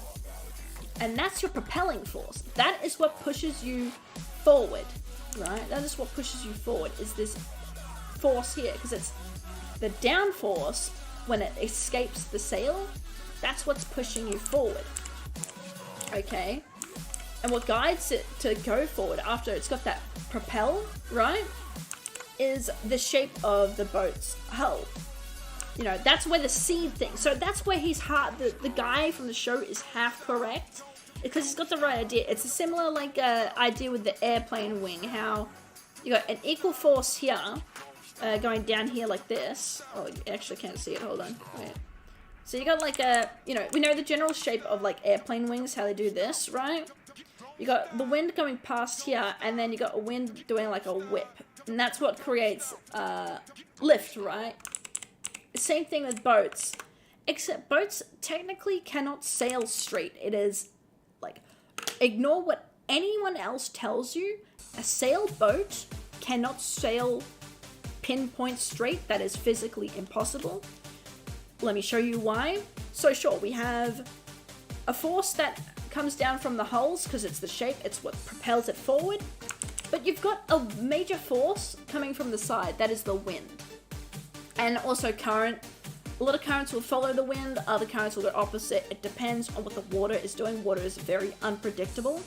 But when you've got wind coming from the side, that's a side force. That's a side force. So how are you going to go straight directly forward with like side forces? In reality, boats, sailboats, like say if this is, yeah, I'll draw it again, right? I'll draw it again. So put the boat here. So say we want to go forward, right? This sailboat has a side force. So instead of going forward, we're going to go at that angle, depending on how strong the wind is. If the wind is light, we'll go at this angle. If the wind is strong, we're going to go probably more at this angle, direction-wise. It will push us in the direction of the wind most of the time. The difference is where you're pointing the nose of the boat. You know, so basically, if you got a equal force pushing this way here, like say if this is the wind, where the wind is coming from, like that arrow there, and we've got the boat coming here, right? I'll move the boat up so it makes more sense. To make it more sense, you'll have the boat at this angle here, to the wind. Not only will it create a faster bouncing force from the sail where it goes towards the sail and a push out of the sail, which creates your forward force, but also, because there's so much wind coming from the side, it will push it at the angle you need it to go. And that is how you sail a boat straight. That is how boats work.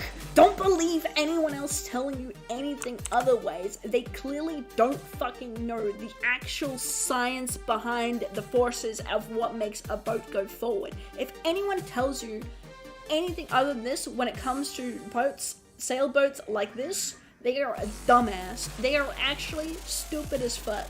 Like, they don't know what they're talking about, they're bullshitting you, and they have not sit through any sort of basic marine course, right? And I don't mean marine like army, by the way, like marine like birding. Just gonna clarify that, But like literally, I have 12 years experience under my belt. I better hope I know how the fuck this shit works.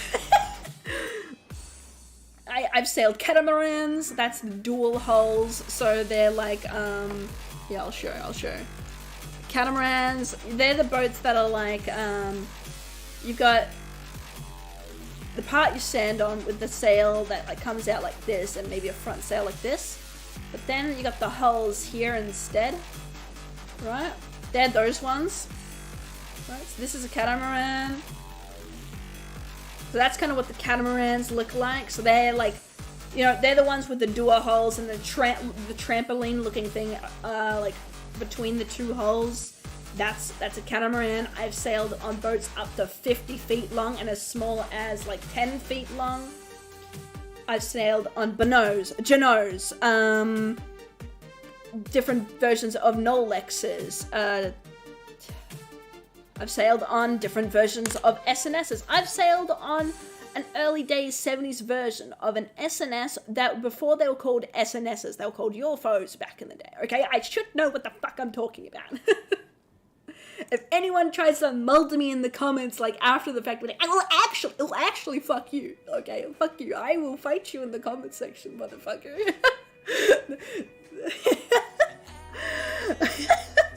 I know what the fuck is good, okay? I know what the fuck is good.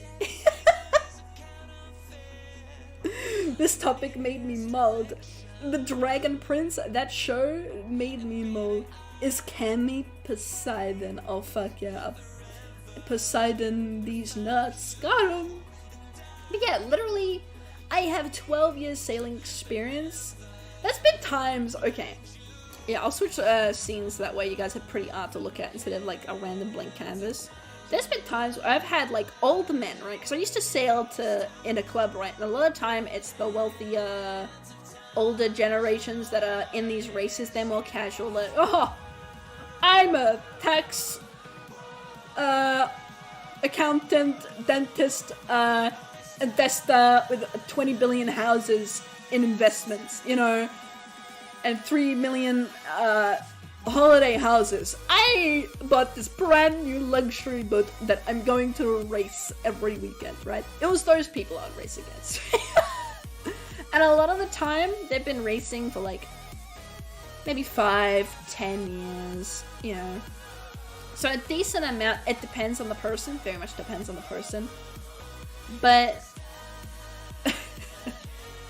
there'd be times where I've even had people come on to my boat, right? They come onto my boat and try to educate me on how to sail.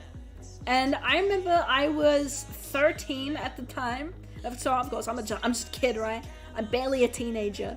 And there's this older man that came onto my boat, and he was like, this is how you do this. This is why this goes like this. This is why there's a force. And I was like, oh yeah, how long have you been sailing for? He's like, 2 years. They're like, that's cute. That's cute. And, he's been sailing for 2 years trying to tell me what to do. That's cute.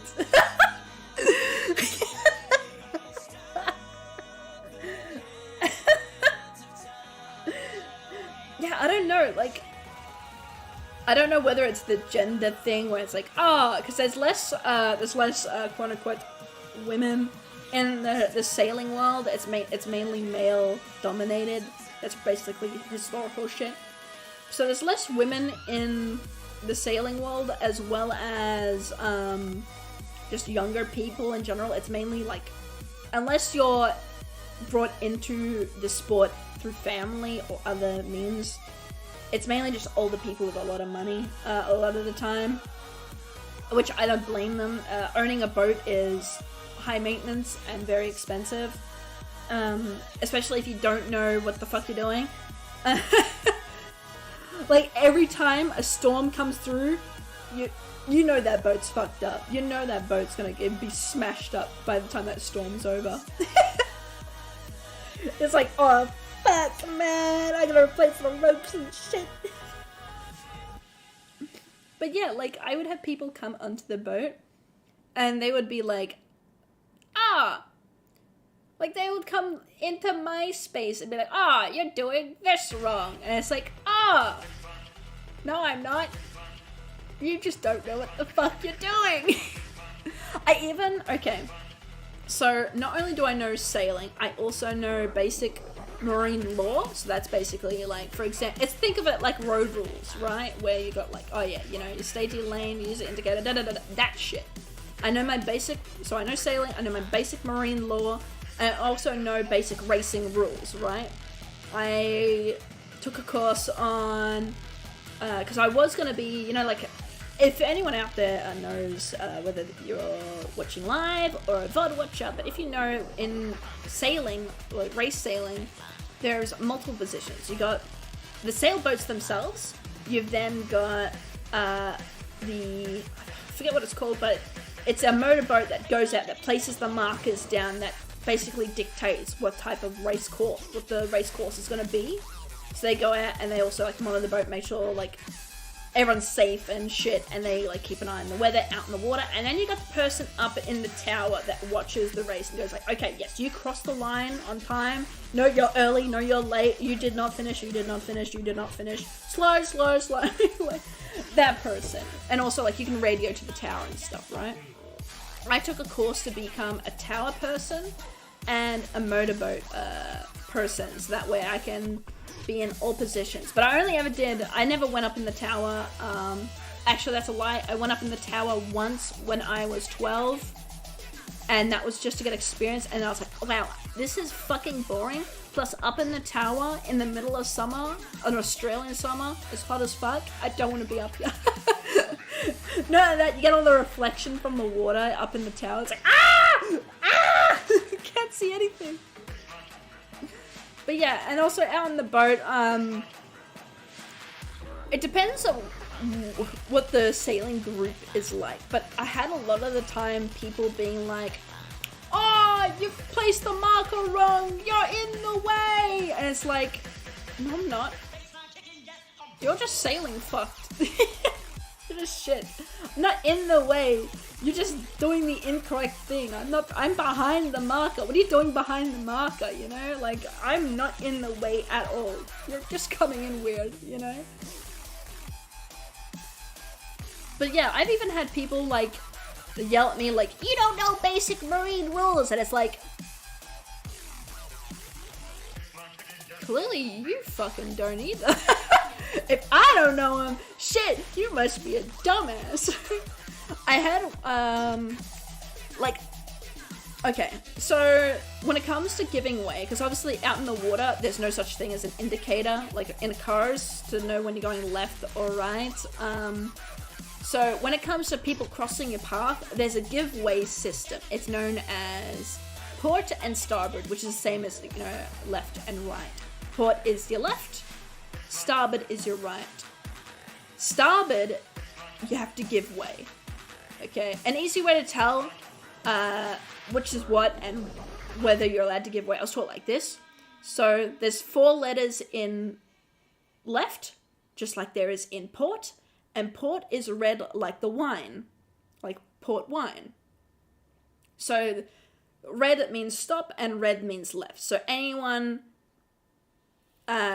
coming from your left must give way to you, right? And how it works is basically if someone's at risk of colliding with you and breaching that give way system, you have the right to call starboard on them. You know, so basically what you do is you shout out and you go, hey, starboard, starboard, give way, hello, I'm here, hi, don't crash into me, please. And if they listen, they'll dodge you, they'll probably duck behind you or something, or push their leg going in front of you. But there's also a second marine law, and this is the legal part of it, so that way if a collision happens, this is a legal thing. But basically, the second law is you must avoid a collision at all costs, right? So even though there's a give way system, if you have called starboard and they show no signs of altering course, it is then up to you to alter your course because of that one weird rule, right? To which it should be the person that didn't give way being responsible, but no, like it could be up to both people if there's a collision, and you'll both be like disqualified and punished in the race. That's kind of how it goes. It's a weird rule, but I understand it, because sometimes out in the water there are older people, they're not going to have the best hearings. If you're calling starboard, if they don't see you, you're invisible to them because of the sails and the wind and just the sounds of everything. Sailing is a very loud sport, believe it or not. So like, you know, a lot of times people won't hear. There's been times where I've had people call starboard on me, and because they were like between me and my sails, I couldn't see them, I couldn't hear them, and they kept calling starboard on me, and I just had no idea they were there until they went past and they're like, "You fucking idiot!" And I'm like, "Oh shit, where the fuck did you come from?" Oh shit, hello. You know, it's just sailing. I could talk about sailing for ages, you know, like, oh my goodness, you know. But yeah, like, I don't know, like, sailing. I missed a lot of chat. I've been ranting. I wasn't even reading chat, I'll be honest. I was in my own little world. Honestly, I wasn't thinking of the dragon pins during that explanation. I had stops from the Sea of Thieves. Sea of Thieves is also somewhat accurate. It's a little bit of it is wrong because obviously, like, it steers weird, and also like there's no such thing as a current, really. I don't think so, at least. And it also, like, you can adjust the sails to go faster, but it's not compulsory. You can, it's optional. And not only that, you can kind of like sail, you can kind of sail into the wind, which I think is fucked up. I think that's a little bit fucked up, you know what I mean? Like, why can you do that? Like, oh yeah, I'll turn my sails to the side and I can sail into the wind. No, no, you should come to a stop and start drifting, motherfucker. Nope. I think the fuck not. I have been lied to my whole life. Yeah, that's the thing they don't tell you, is that it's not it's somewhat true with the two pressures on the sides, but it's not the two pressure on both sides. It's pressure on one side, and that causes the airplane effect where it's whipping around the side, you know, of that force, and then you've got the other that's the flat, you know. It's somewhat true, but it's not the hull. Sure, the hull does the work to create the forward motion, but it's not the only thing at work. You've got other forces. You've got current and wind. They're like your main forces. You have to combo them together with your sails and your positioning. You basically have to become a mathematician with your fucking angles, right? Like, I'm terrible at maths, but my angles are on point purely because of the fact I was a sailor, right? You kind of need to know your angles really well to, like, know how to sail a boat. If you're not good at angles, you're probably gonna suck at sailing. I'm sorry. Sorry about that, but you're probably gonna suck. But yeah, like, sailing is so, like, it's, I won't say it's easy, because no, it's not. It's just like any skill. Everything has a skill cap. Everything has a, you know, a slope. Sailing is very dependent on the weather. So if, for example, if you're a brand new sailor and you go out in extremely calm weather where there's no wind, you're gonna have a completely different experience to someone who's brand new sailing in a storm, right? And it also depends on the region you're sailing in as well, and the type of boat you're sailing, right?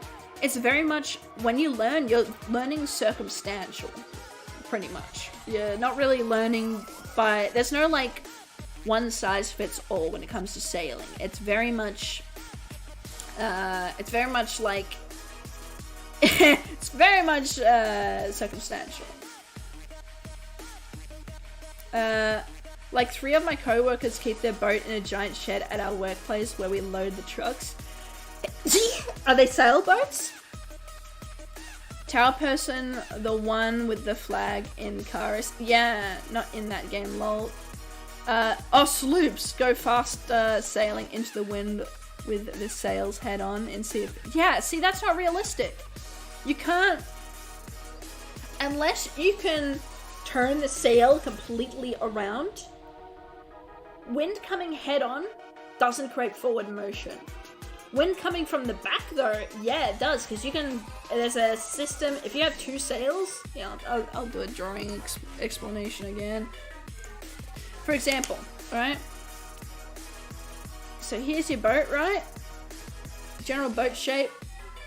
There's a system called goose wings. That's your mast. That's the pole that goes up the center of the boat. Say if your wind is coming from this direction here, there's a system called goose wing. So that's your head sail, and that's your main sail, right? And what it does is it's catching the wind from behind, and that's the only time it's that seed thing that all the shows ever reference is 100% accurate here. And that's how you 100% get a forward straight motion. That is the only situation, the only one where that will be true. Other than that, it's a fib, it's a lie. And also, you kind of want to do the goose wing technique, because otherwise, if this main sail goes in front of the other sail, like this sail here will be dead in the wind, because this sail will take up all the wind, and you won't get as much speed. So in racing, this is the optimal positioning, when the wind is right behind you. And it's also a very pretty sight as well to see. Very much so. Because when you see all the boats with their sails like that, you know it's a good time. You know you're gonna be going the fastest your boat will ever fucking go in its life, you know? Story time with drawing time? Yeah, right. I should, like... literally, I wonder if there's a sailing game out there that's realistic, that I can, like, be like, oh yeah, this is real, or this is fucked. Or like sailing scenes from shows that I could be like, no, that's that's not what that rope is called. That's called the main sheep. you know what I mean? Like, oh my goodness. There's so much out there where it's just, people have gone with like squeezing the seas between your two fingers and it propels forward technique to explain sailing, when that's not as like entirely what's happening. It's so wild. It's so wild. People are funny. But like with motorboats, that's accurate, but you have an artificial force, right? Because the engine, you have an artificial force propelling you forward. When you're dealing with wind, you require perfect angles and the force of both wind and the force of current. And that's going to determine where you're going. And so you got to work with that. Like there are times, right? Okay. Let me show you. There are times, right, where there'll be a race. Yeah, I'll mark it with red markers, right? So you got, your start line here.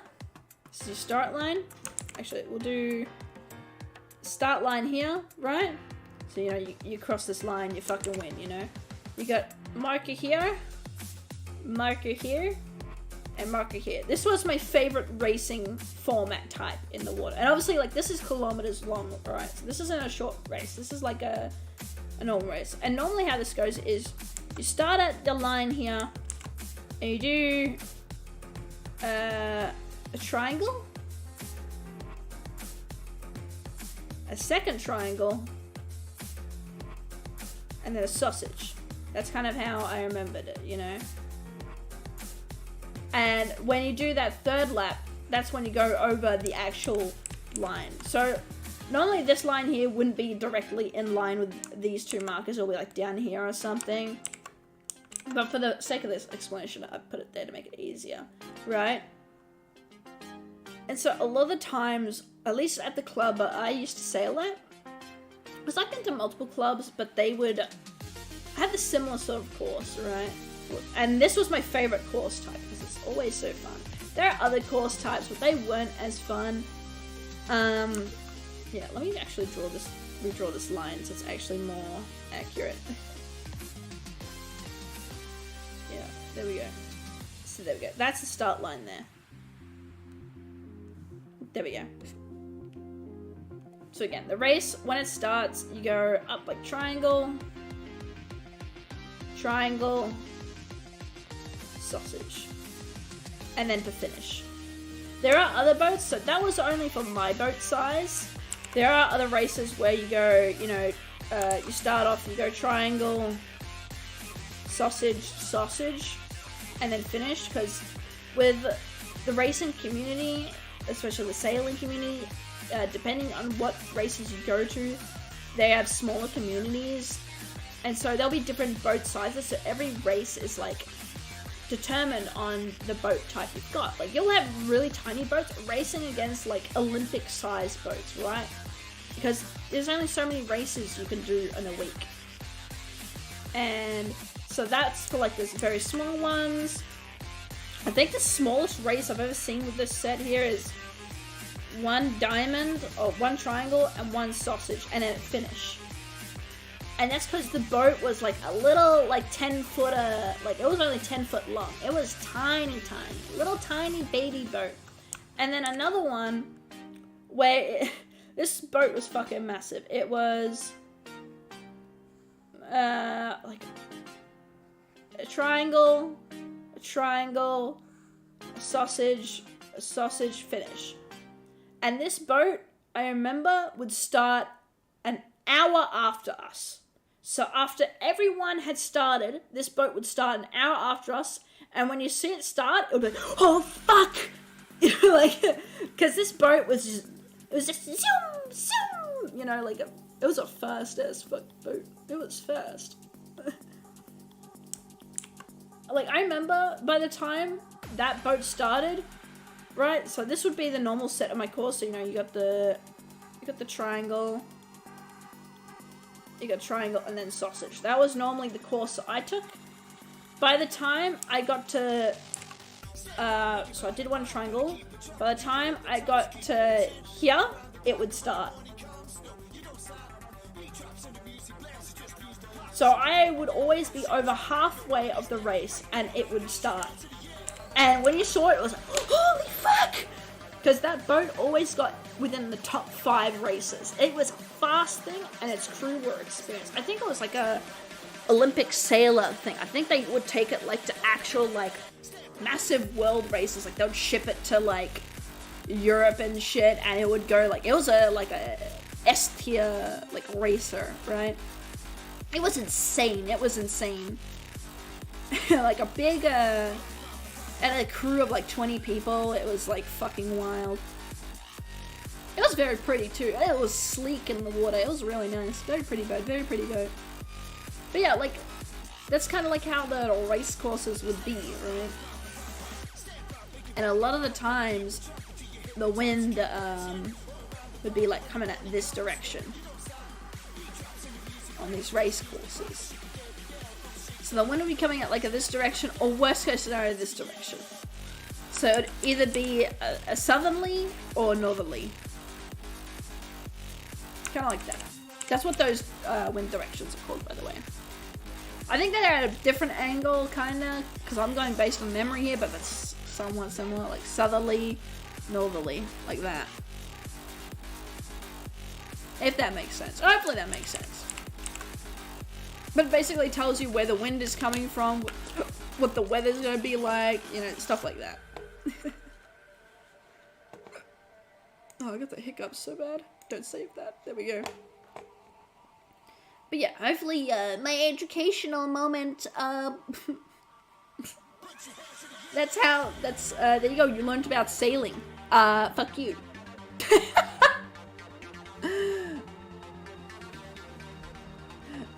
Sailing with Kami. But yeah, oh my god. What even got us on the topic of sailing?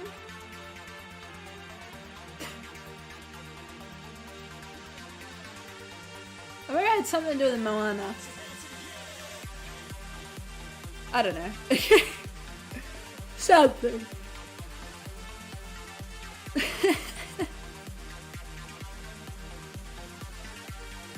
Okay, what are we doing here? Okay. Right. Okay, so we got the grass bit. Okay, let's go up and put some more grass details in front of this.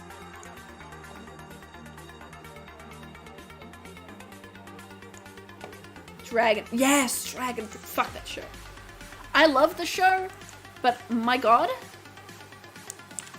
is that show full of shit sometimes when it comes to like, especially when you're like trying to educate your audience on like, this is crack cocaine, you know what I mean? If you're gonna be like trying to be educational, at least be accurate. you know? At least be fucking accurate. Don't bullshit. To be like looking smart. Because us sailors, we're gonna sniff you out, you know what I mean?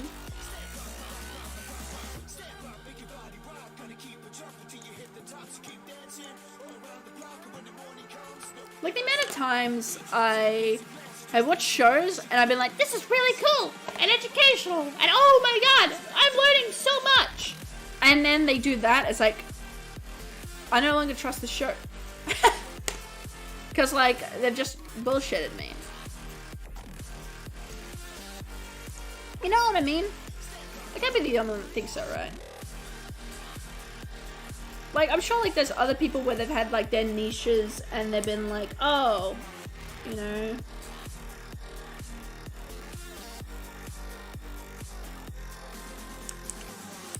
Like their niches kind of be like ruined for them.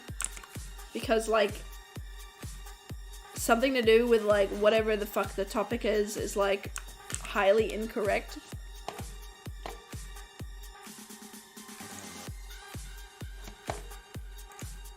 I can't be the only one that's experienced that.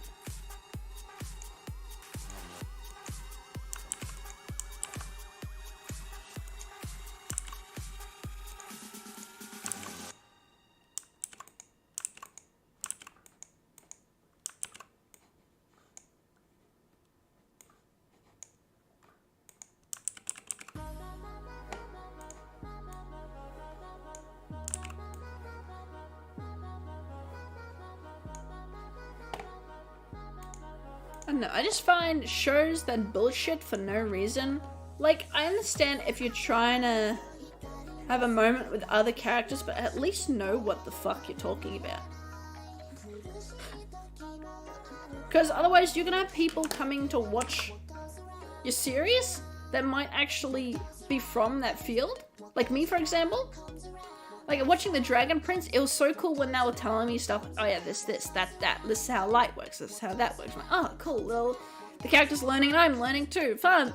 And then when they described sailing, it's like, it pulled me out of it. It was like, oh wow.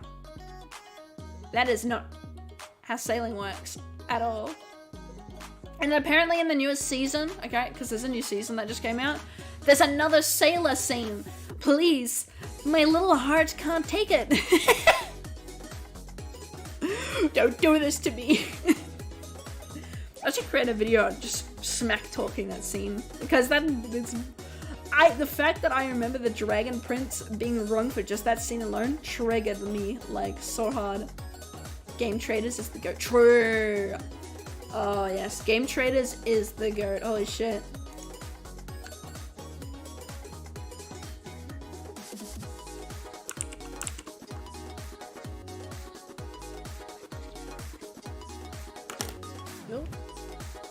There we go. So we got kind of like now a grassy look there.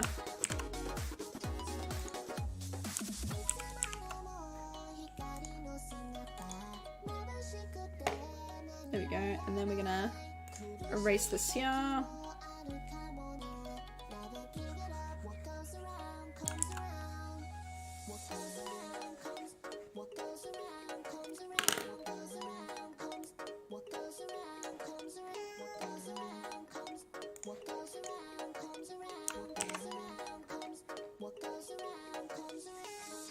There we go. So now we got multiple textures in those bushes, right? So it looks a bit more like a wild field of like just plants and shit in this forest area. Okay, now let me get this dog colored. Where is he? Where are you, woofer? Okay, so that's his body. Okay, let me Google really quickly what a fox hunting hound looks like. Fox hunting hound. I need to get an image. Oh shit, it's got splotches on it. Why didn't I draw the splotches? Man! That's alright. Okay. So we're gonna have a little bit of a tricky time doing this. So let's just draw it in red. Fuck it. Fuck it. I don't care. Okay, so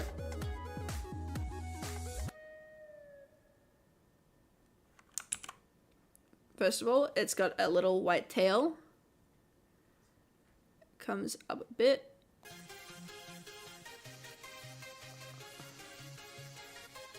Like that. A bit white on the ass. Like that. Oh, like, actually, like...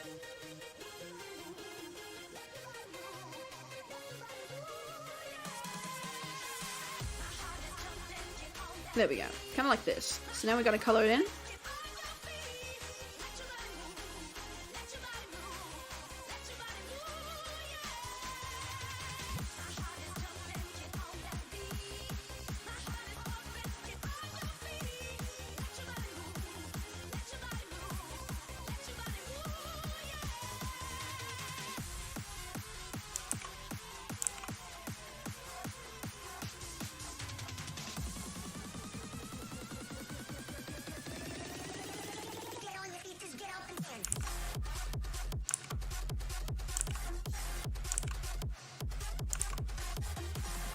There we go.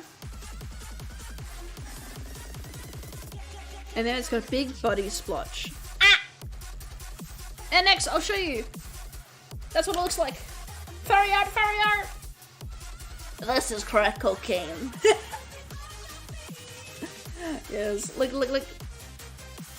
We're just doing the fox hunting hound, so we're trying to draw his, like, fur, because he's got a little fur thing, like a fur patterns, and so I'm trying to draw the fur patterns on, so I'm just blocking them out. We're almost done, Nix, we're almost done! Ah!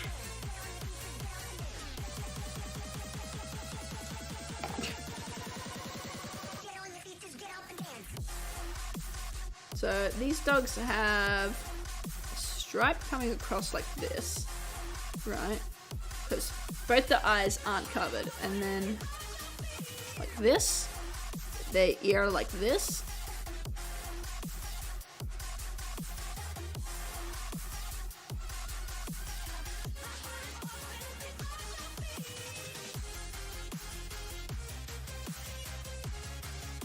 Okay, maybe like this.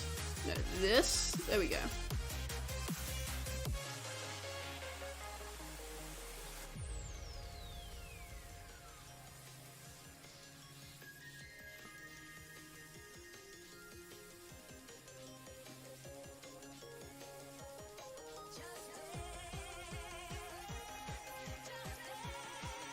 I'll try my luck with this shape.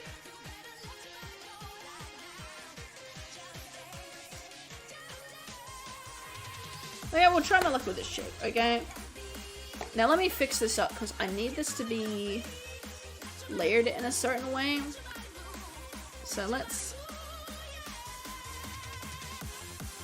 erase this here, because I kind of need it to be independent of the base fur for now, if I want to do texturing right.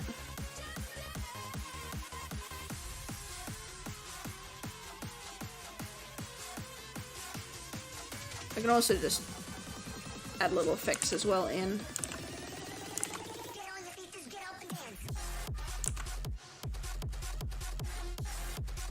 There we go. Oh, Cherry, you scared the fuck out of me. What up? Hello. Hello, Cherry. Hello, Cherry. Furry art, furry art. Yeah, it is. Furry art, and then the furry came to me. Hello, Cherry. How are you? I still need to turn my dog into a gajinka. That might be the next art stream idea, maybe. We design a gajinka for my dog. That way you guys know when she's on stream. Oh, you're so cuddly, aren't you? Oh. For context, my dog is a lap dog. But while I'm streaming, she can't be anywhere near my mic, or else my mic goes good night, end of life, adios, stinky, you know what I mean? So unless you want to hear like in the fucking mic, she has to stay on the floor. Yeah, don't blame me for being on the floor. Blame my chat. Yeah, they're assholes. They literally don't want you up on my desk because they want to hear me instead. Yeah, they're basically Hitler. Yeah. They're It's definitely not because I don't feel like having you on my lap right now. Yeah, it's them. Not me, them. Yeah.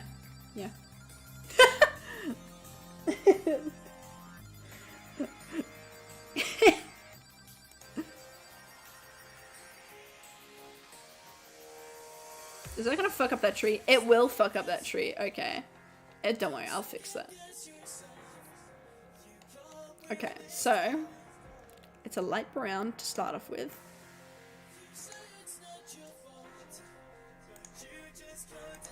H. There we go. So it starts off like, oh, maybe a bit more into the orange. There we go. So it starts off like this. Look at the doggy! Look at the doggy! Ah, blah, blah, blah. Chat is basically true. I agree with this statement. And then got a bit more of a redder color for the head.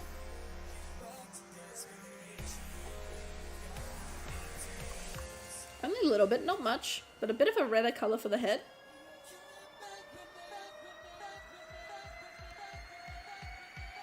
Oh, wait, we've clicked on a razor.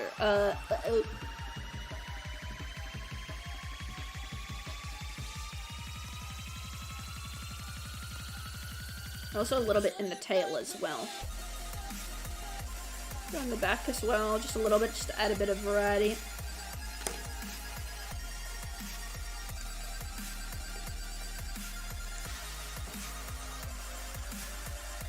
Be a bit more exaggerated with the colors, because this is a fantasy, remember? I'm the artist, I can do whatever I want.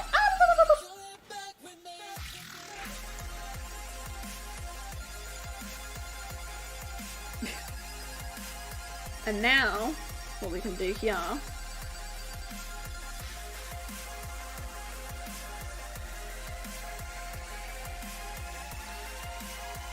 we'll do this, right? Okay, so we're getting all those colors in. Let's select it a bit more. Oh, that's fucking erased.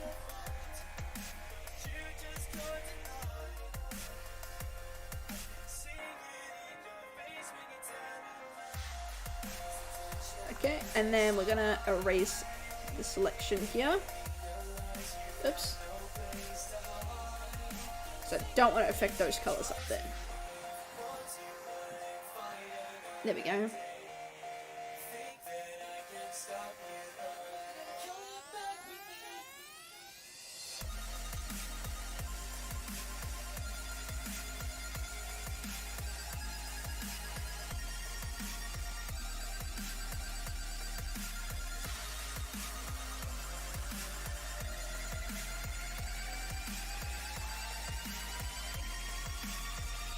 There we go. Look at that. Look at that, chat. Boom! There we are. And then what we can do here,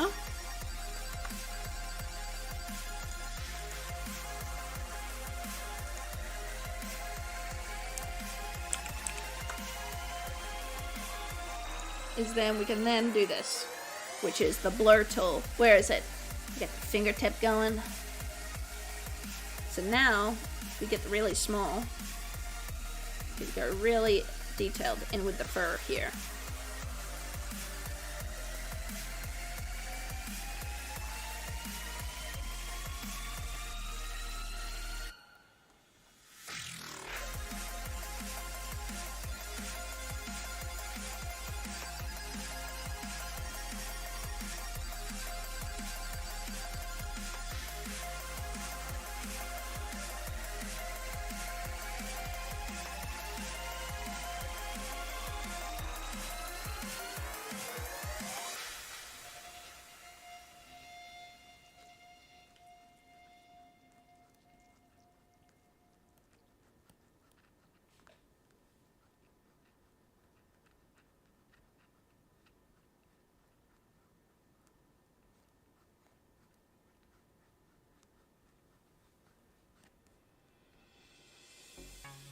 So I'm gonna go with the way that the body's fur would naturally be going right now.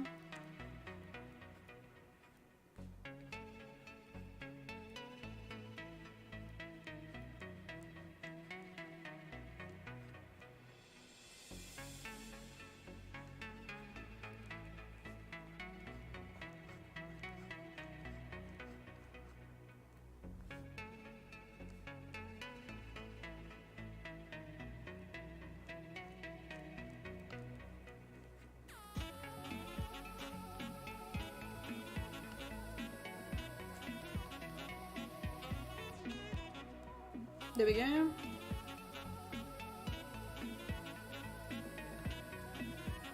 Same with here.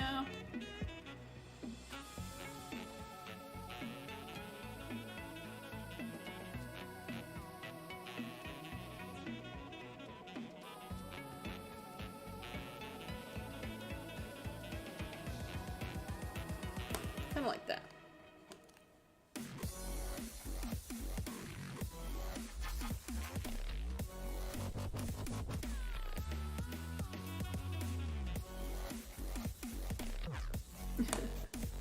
There we go. So it kind of looks like that, and then we got the other layer on top, which then we can just layer like this.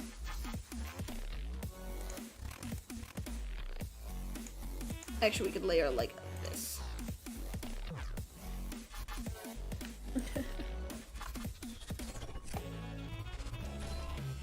What can we?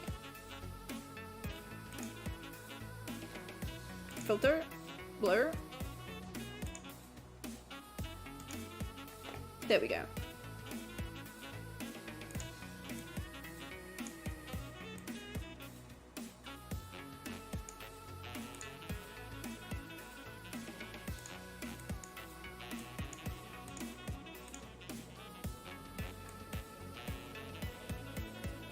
Let's bring it back to its more natural colors.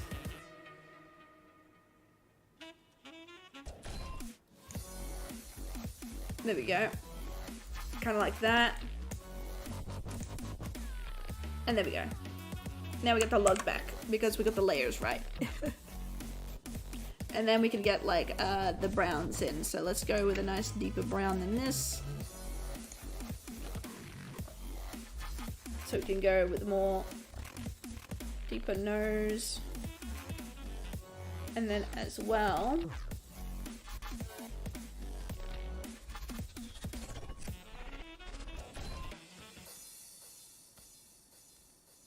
let's go in with a direct white. I might keep selecting here.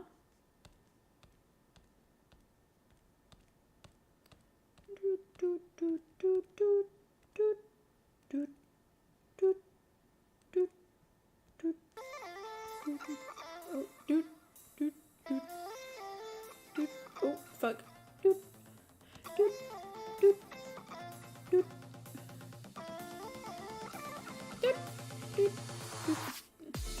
think I'm doing this right.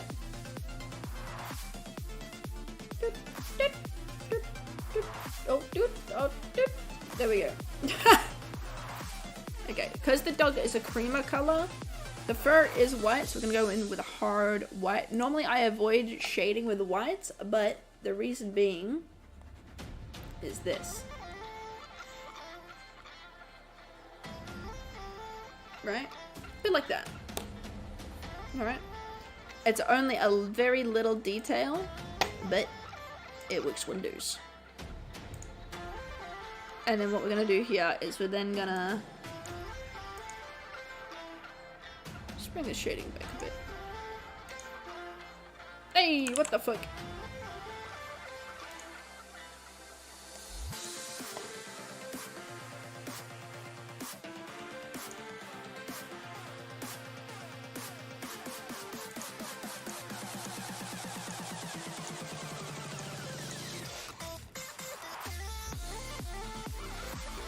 Oops.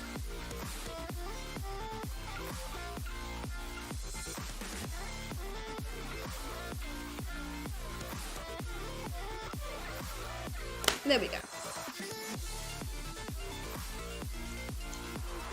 There we go. Now we got the basic shading of the dog down. Okay. So now let's get the purple in. I'm gonna actually just strictly take from the background's purple. And we're just gonna go nice soft in with this.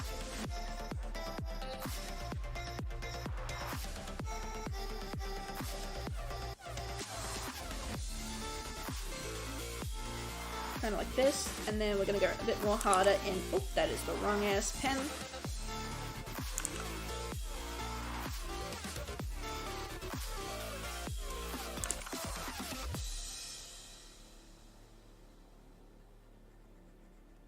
like so.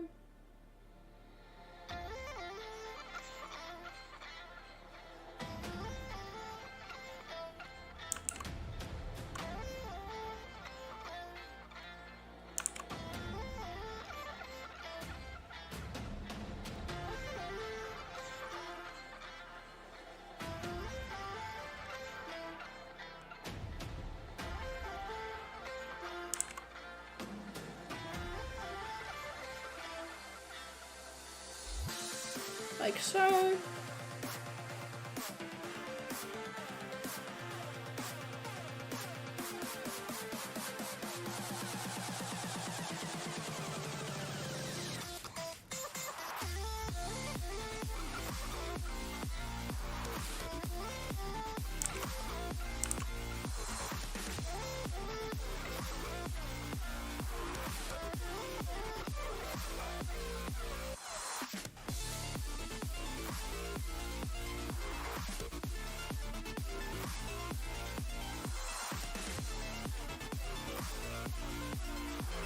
There we go.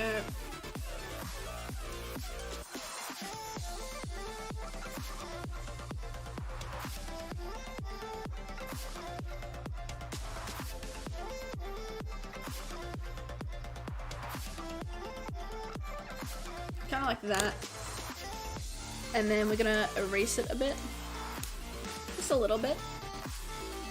Not by much, just by a little.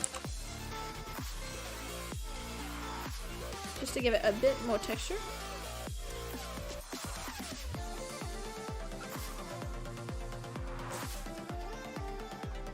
There we go. And then we're gonna go overlay. What do we do? Multiply. I think multiply might work. And then we bring the opacity down. Yeah, I reckon multiply. There we go. So we got nice shading down. And then we can go in with the blur tool just a little bit. We'll do a nice soft one. Hello, Cherry. Yes, I know you're there. Hello. You want attention, do ya? Come here.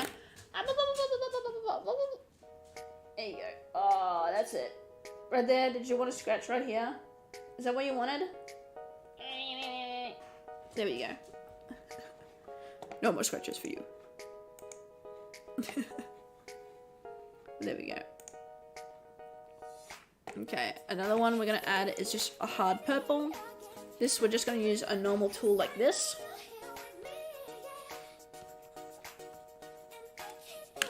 And we're just gonna do overlay.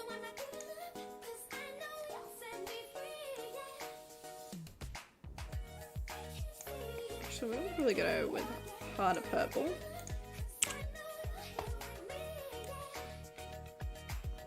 There we go.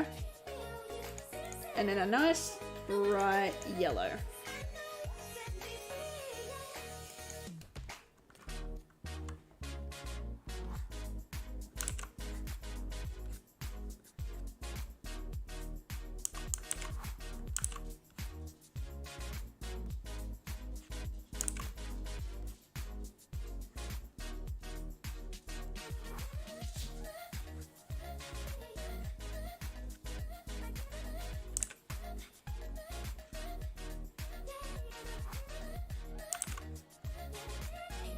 There we go.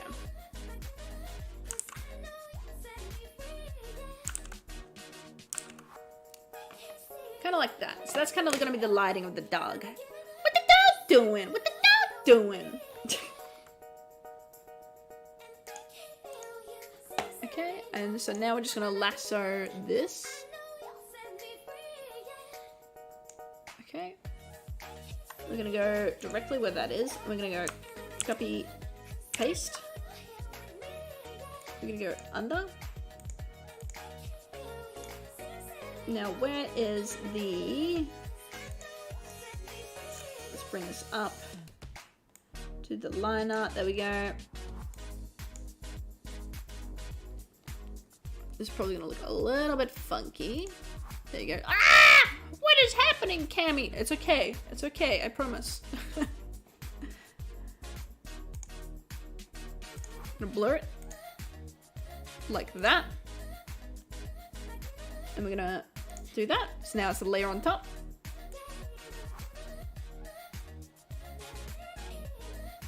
And we're just gonna bring it down. And then we're gonna do the same thing. Layer on top. Gonna bring those purples back in. I have to do that manually though.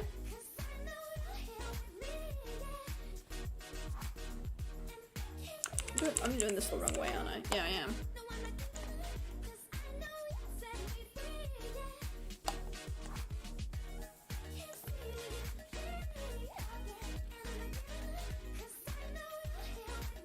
Mm-hmm.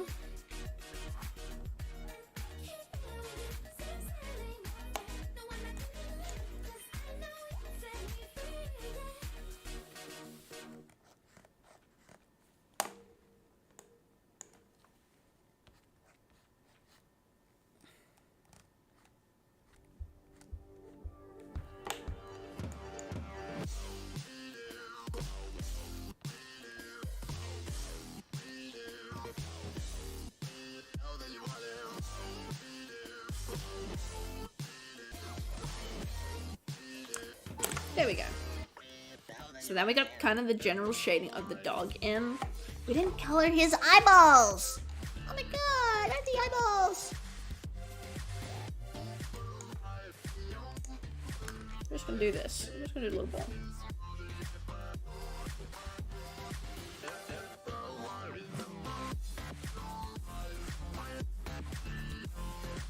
Like this. Maybe like a golden here.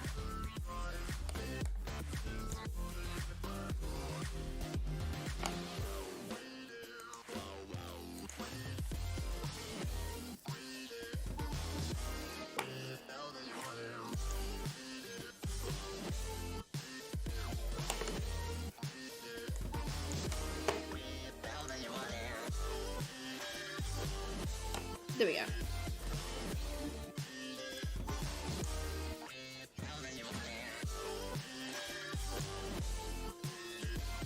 And now, you know what? Fuck it. We're funny. We're quirky. We're quirky. You know, we're cool. Boom.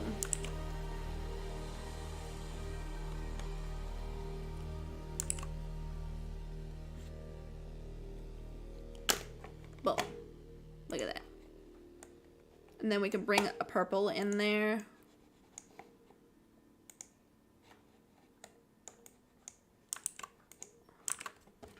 Nice lighter color in here. And then a middle color.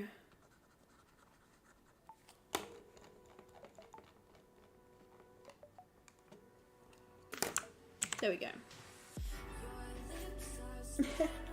Look!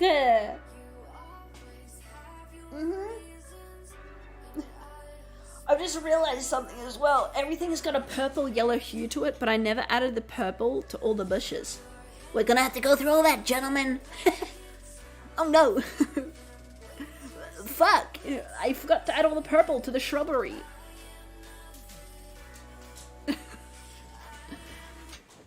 No, not the purple to the shrubbery. Hello, yes, I know you want attention real bad. I will give it to you soon. I know you're just tired. Yeah, because it's like 9 p.m. and normally you go to bed at 8, so you want the light off, I'm guessing. Yeah. Got your beard, I got your beard. Yeah, you telling me it's bedtime for you, yeah? I gotta leave the light on just a little bit longer. I'm almost done, I promise. Can you hold out for just a little bit longer? Have a late one? Listen, hear me out.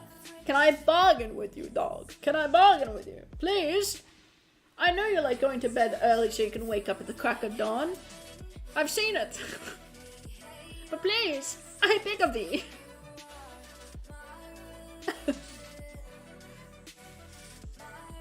I also like how we've got the furry character next to like an actual animal in this drawing. Just adds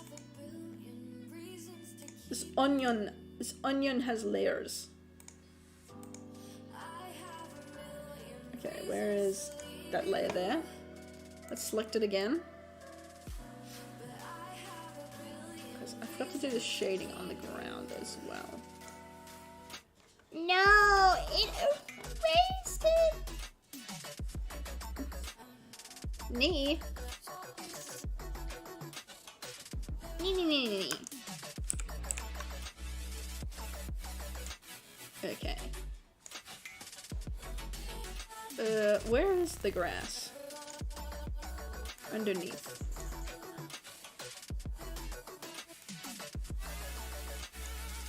That's still the shrubbery on the left. So I need to go under all the shrubbery. And that's the shrubbery on the right. Right. Okay, I got this. Okay, nice. So first we're gonna go down like this. The doggo getting squashed! I'm doing this wrong. Hold on, wait. Cherry, please. Okay, there we go.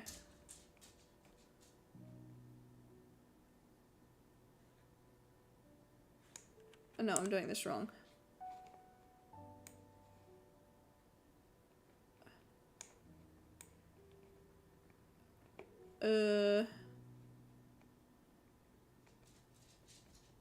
Okay. That don't look right.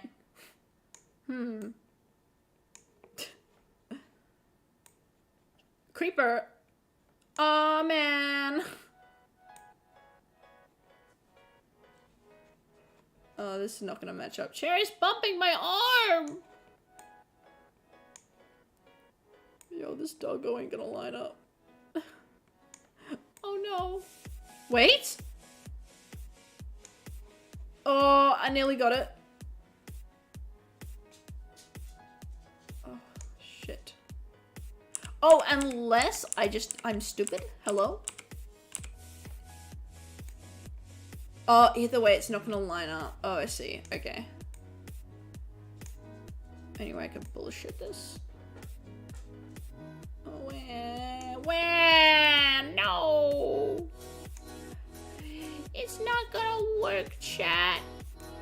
It's not gonna work. That's fine. So we're gonna go on to multiply. So it's a shadow. Gonna bring it right down. Because I don't know about you guys, but I don't think they can tell all that much.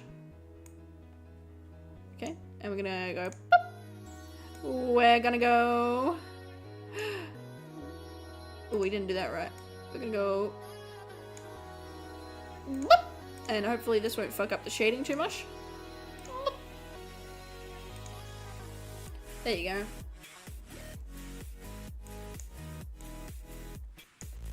And then we're gonna go blur.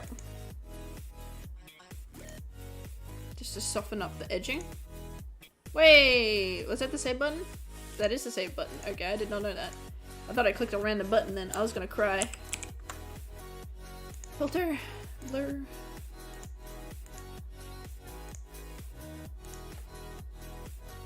Filter. Blur. Filter. Wait, whoa, what the fuck?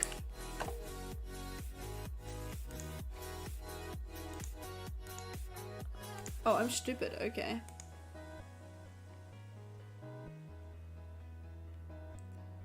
Filter this one. Okay, and then put those two down.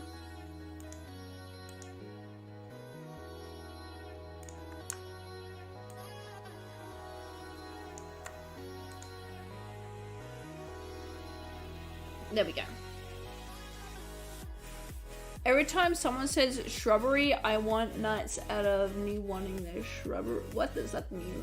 What are you saying to me right now? What is this?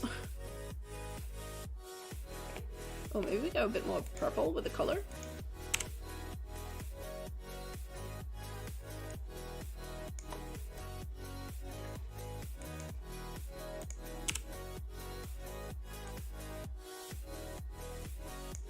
There we go.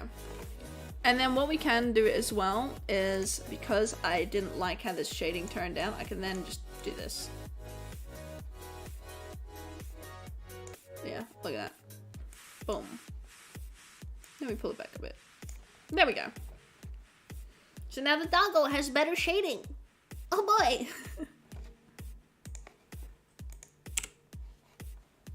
Nice. Oh, Knights from the Holy Grail. Oh shit, I should have known that. Oh no. No, I should have known that. I failed. There we go. Monty Python. Oh shit. Yeah, I should have known that. Oh well. Okay. So now we gotta shade the shrubbery. Because the shrubbery, while the shrubbery looks good, chat, it is not. It's lacking the purple hues that we've been putting throughout this. And I don't know about you, chat, but I would kind of want some fucking consistency. The green looks alright, it pops, but it needs to be shaded properly. Let's just find all the bullshit layers. Oh my god, there's so many layers. Okay, I reckon we're just gonna do one common layer. Where it's just like this, right? And it's just like a boom. A boom. And then bring it like down by 50. Yeah.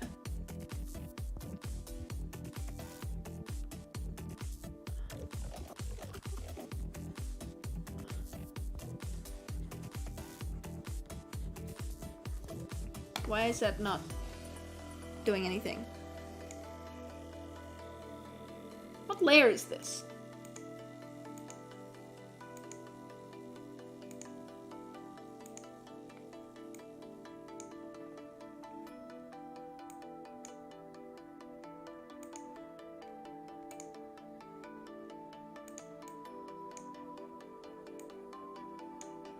What the fuck have I done here? I've done something. I've done an overlay layer. Right, okay.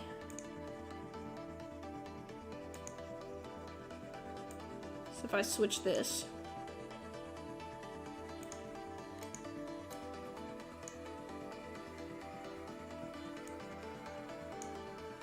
Right, okay.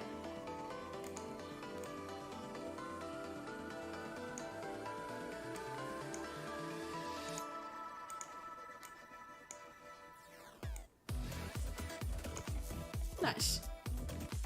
Kind of like that.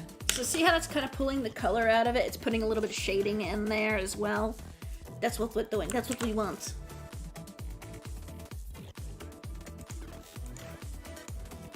I've already done that shrub.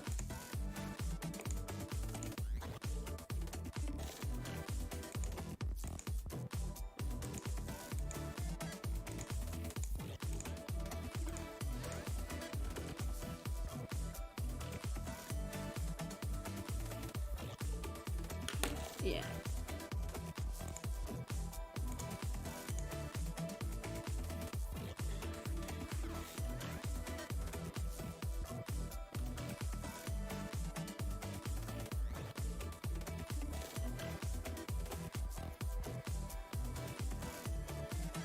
There we go.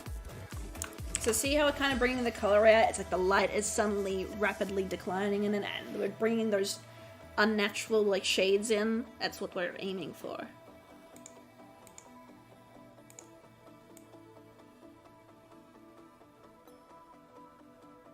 Yeah.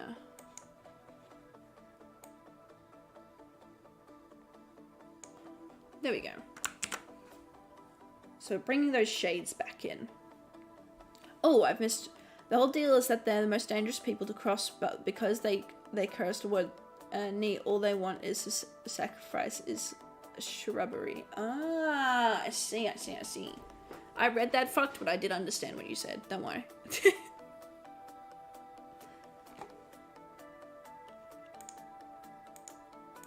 so we got purple on that. That's good.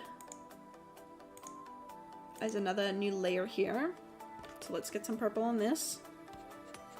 Okay, so there's definitely purple I can add here.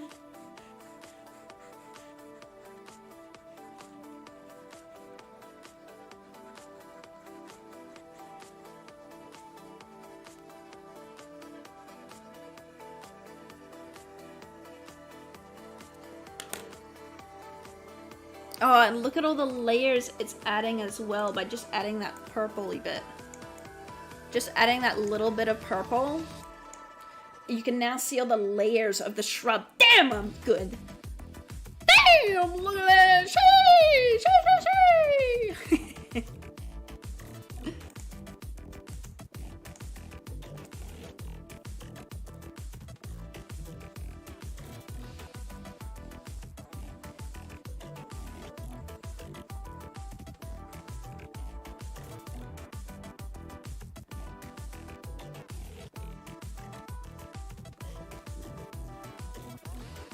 I think we drew that a bit too high, so let me just bring that down.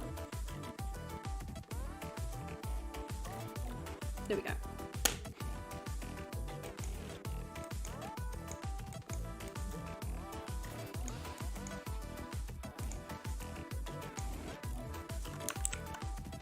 Oh.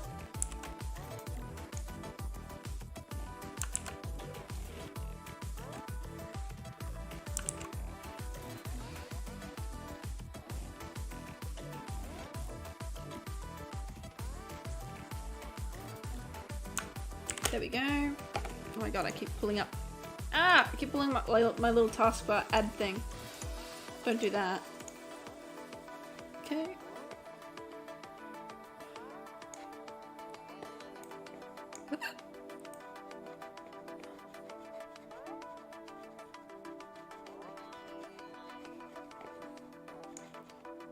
Okay, pull it back.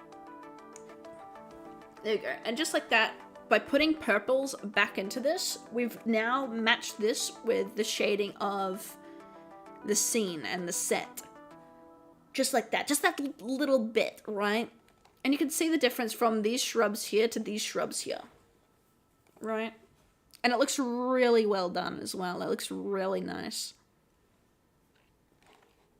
Okay, so let's find the other shrubs. This is crack cocaine. Fuck, I can't get that out of my fucking head.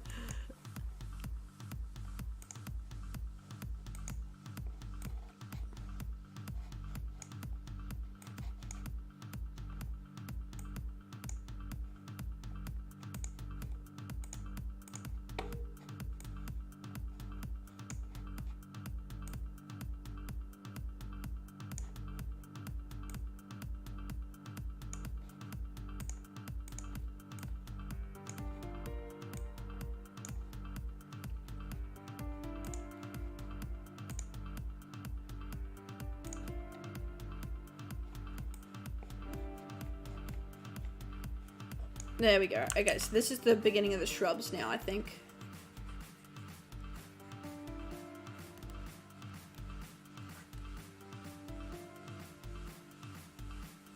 There we go. See, look, that difference there to the shrubs, on just the right shrub, it brings the vibrance out and adds, like, some more dynamic shading to it. Yeah! Mm-hmm.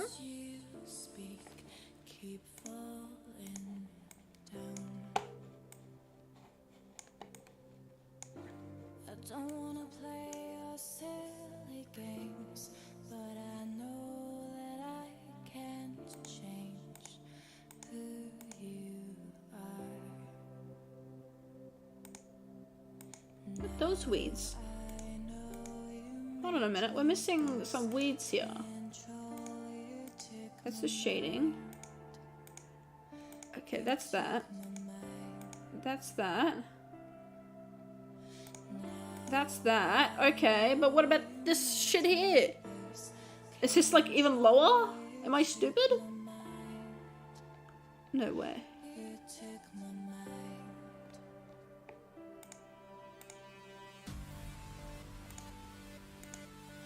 I don't know. Oh, it's that bush there, okay.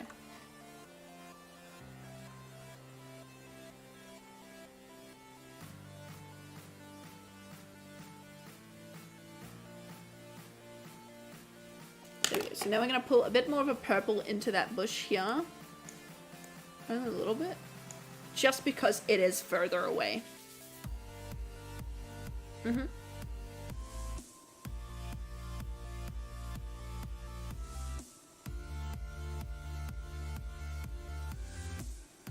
Yeah.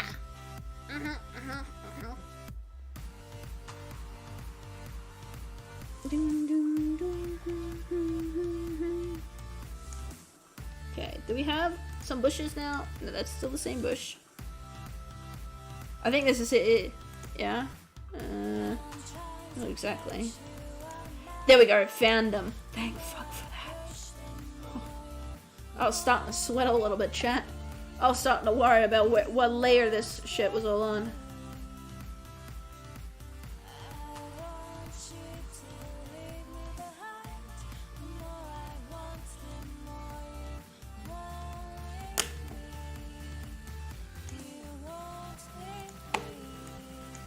Oh my god, this is all the way up here, isn't it? Ah! Yeah, there you go. Pull the color out. There we go.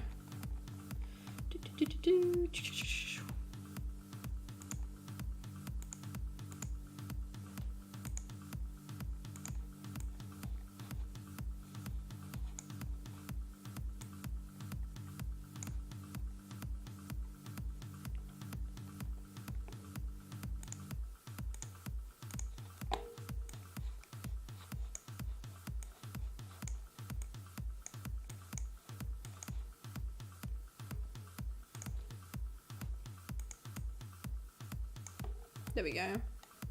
Just some more shading. Where is the line art?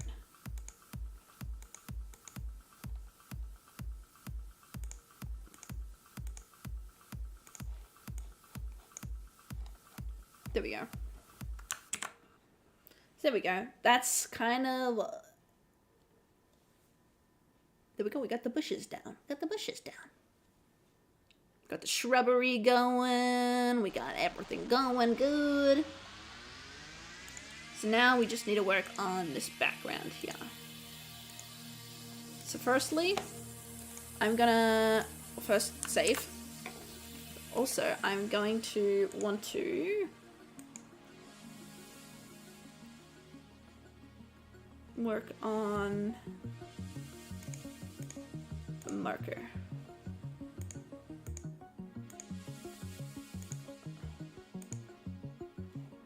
Let's make this nice and big so that way, yeah, so that way I can do that. So firstly, we got this color here.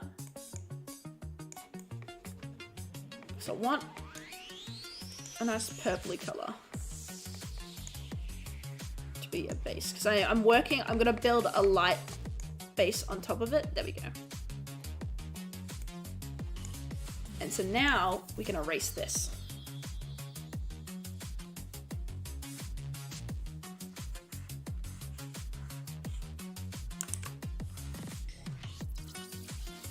There we go. So it brings like a morning or an afternoon vibe because we want the sun to be in there. Okay, and now we're gonna do my cloud trick. What's the cloud trick? You'll find out. Be patient. Just make the opacity a bit lighter. I'm also gonna pull it to a more blue. There we go. Oh no, actually go back. There we go. I'll pull this to more of a blue, I reckon. This under layer here. Like a blue, gray. There we go. Kind of like that. Oh, a bit too much actually. There we go. Kind of like that. Right? It will look a little funny. It will look a little funny, but trust me, we're gonna make it work. If we made this entire piece work so far, trust me, the ending will work. Okay? Have faith in me, chat. Have faith in me, chat.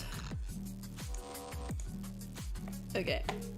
So I have a little cloud trick. Now I actually do this with, because if you have known me for a while, I have said that in the past that I have done IRL paintings.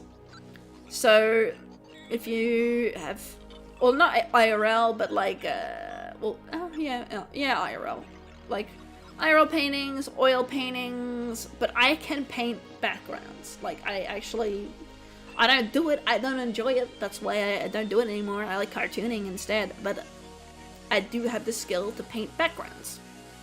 You know, I like unrealistic shit, because then you can have more freedom and fun with it, but like, I can paint backgrounds. But I always had this little cloud trick that I like to do. The thing is, I don't know exactly how to do it in this format here, in this medium here, because I know how to do it with oil paints really well, with like brushes really well, but with a digital platform, I'm gonna struggle a bit. I have done it before, but it's been long enough where I've kind of forgotten how I did it, so we're just gonna wing ding it, you know? We're just gonna guess. That's a blender squash. I think like that, maybe? That could work. Okay. So firstly, we're gonna go in with a white. Textured blender. Well, I don't want a blender. I want a brush. Oh my god, we're gonna have to go in with the indie ink. I mean, oh, actually the indie ink might work.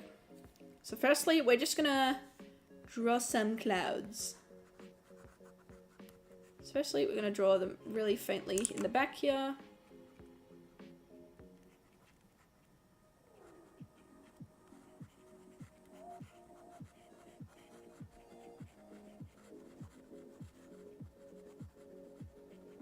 We're just gonna build shape.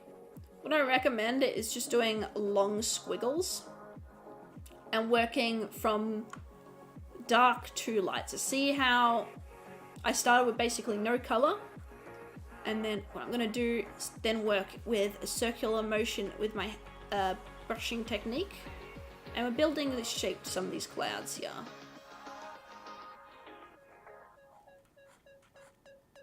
If I want to define that there's a bottom of a cloud, I just do 2 brush strokes, and that's the bottom of the cloud.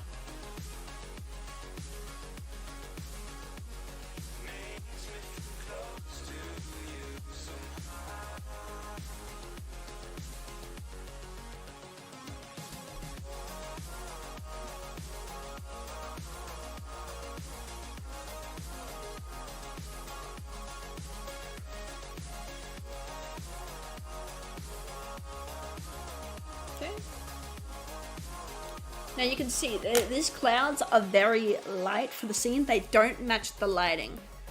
And that's okay, because we're gonna fix that in a minute, okay? We're gonna get the textured blender in here. We're gonna just blend it out a bit. This will give us more texture. There you go. See how that's giving us more texture? There you go.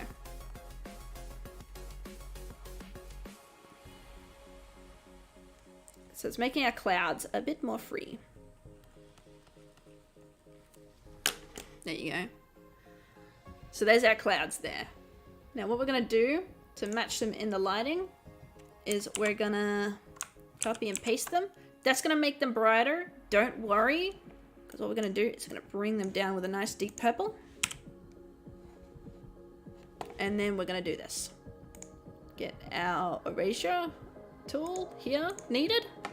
So that way we keep a texture in there. I'm gonna erase everywhere where there's light. Actually, wait, let me bring the opacity down so I can see what the fuck I'm doing. There we go.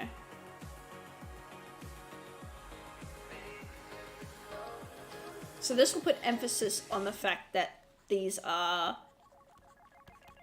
not flats, they're like 3-dimensional objects almost. And also it'll bring more effect as well. Bring effect, lighting, everything you need.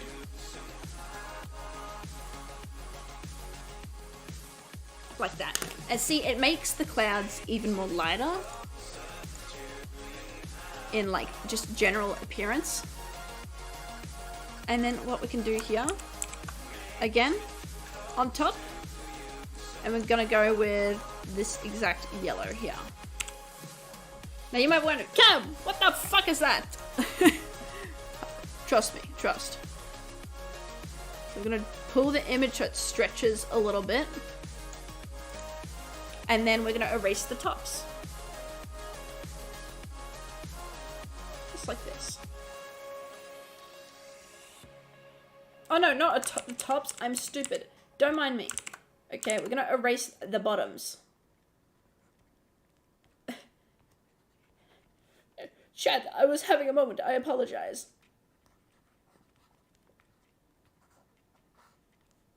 Okay, like this. And then we're gonna go add. And it'll only make a very light, I think it's add glow. There we go, add glow. And it'll add like a very light sort of subtlety. So this is what it looks like without it and with it. The artwork looks incredible. Thank you. Thank you. But yeah, that brings it lighter again, and you can see like the clouds are starting to take shape. You can see it's like a cloudy day. I don't know what the cloud type is called, but I'm sure you can take a wild guess or even name it yourself. I don't fucking know. I don't know my clouds.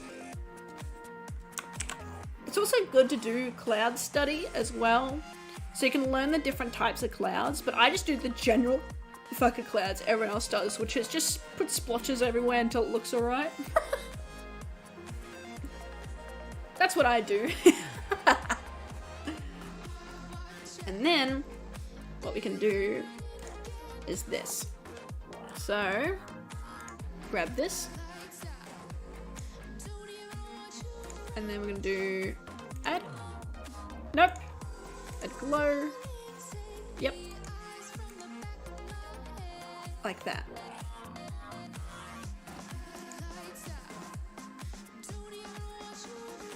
Very lightly. There we go. And then, because what that's going to do is that's going to bring lighter here. It's going to bring some color back here.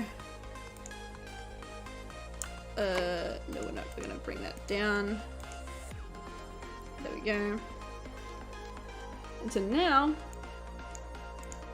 we're going to go to the very top layers up here. And we're going to bring it out. Way, that's too dark. Okay, kind of like that. Again, add glow.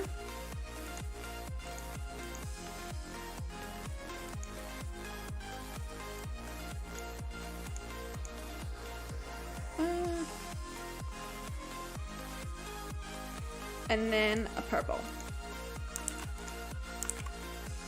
A bit deeper.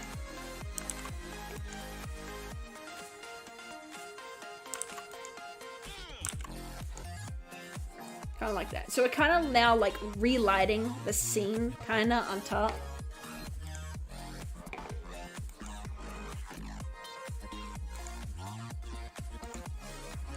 Let's overlay this.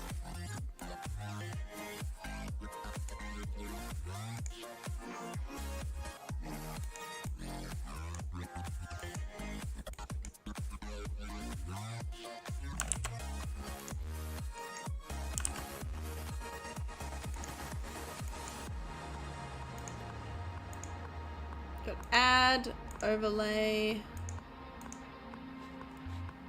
Can bring that right down.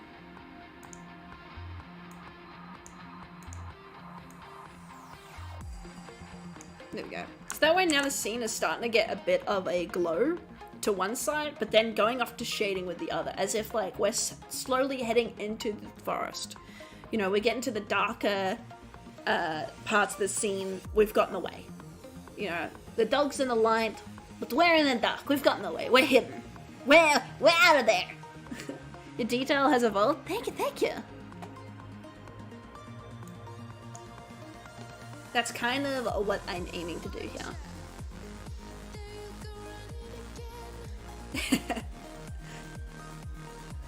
But yeah, so you can kind of see that the light, maybe the sun is setting. It seems to be on the low, but our character has just made to the shade. They're out of the light.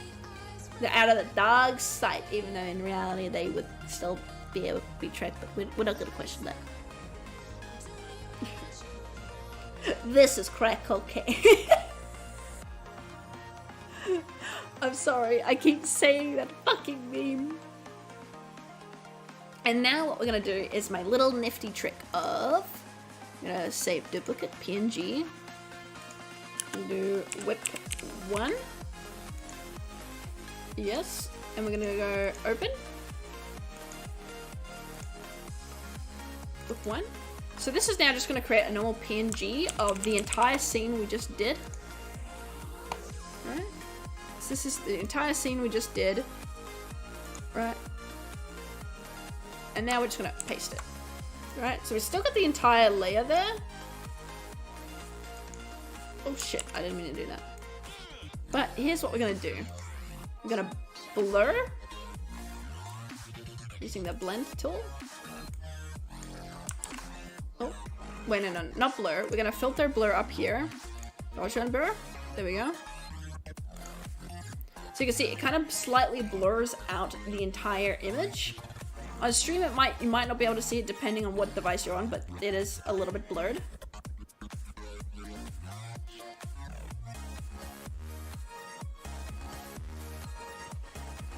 But basically, this will allow us to help the eyes on where to focus.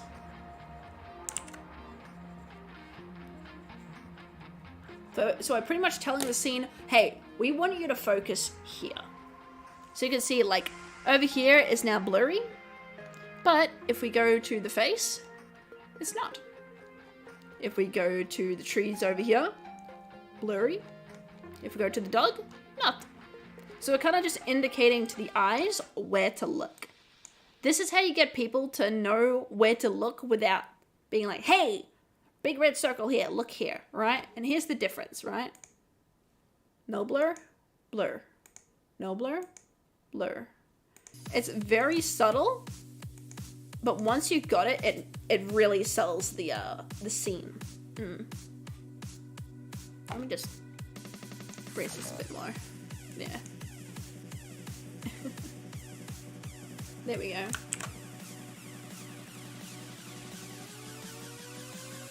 But yeah, that's it. We've done it. That's the artwork. It's completed, gang. We've done it, chat. My dog's in my bed. But we've done it, chat. We've done it. It's finished. Finally, after all these hours. All this hard work paid off.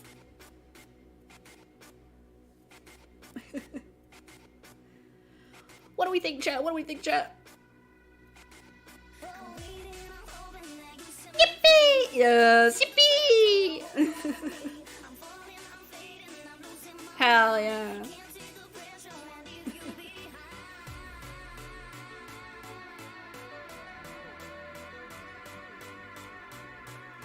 Yippee! Congrats on finishing this amazing artwork. Thank you, thank you. Let me just save this real quick before we lose it. There we go. And then save duplicate, PNG. Type in watermarked. And then this is what I do because it's for a raffle winner, right? I like to save 2 versions. So one's called watermarked, one's called unwatermarked. The watermarked are going to be the ones I publish on my socials, and the unwatermarked, that basically is what the person's going to get. You know, that's kind of how I do it. But yeah.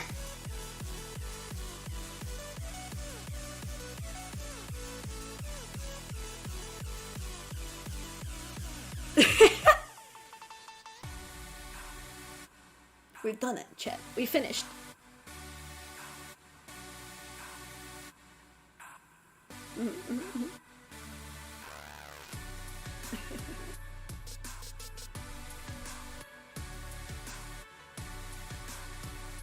What we thinking? What we thinking, chat? What we thinking? I like how you think, thank you. I like how I think too. Yeah. All this from literally just a character reference image. which was just their fox character. I came up with the hound idea and the setting and the lighting and everything. So yeah, I hope MaryFox09 likes their artwork. I'll post it on Twitter, Ko-fi, and in the Discord if you guys want to take a look at it after stream. I will also be streaming tomorrow. Yes, tomorrow. I have to double check what day it was. Yes, I'll be streaming tomorrow. I haven't decided on the game yet, whether we continue our Sims series or do a different game. And yeah, I hope you guys enjoyed, and I'll see you guys next time.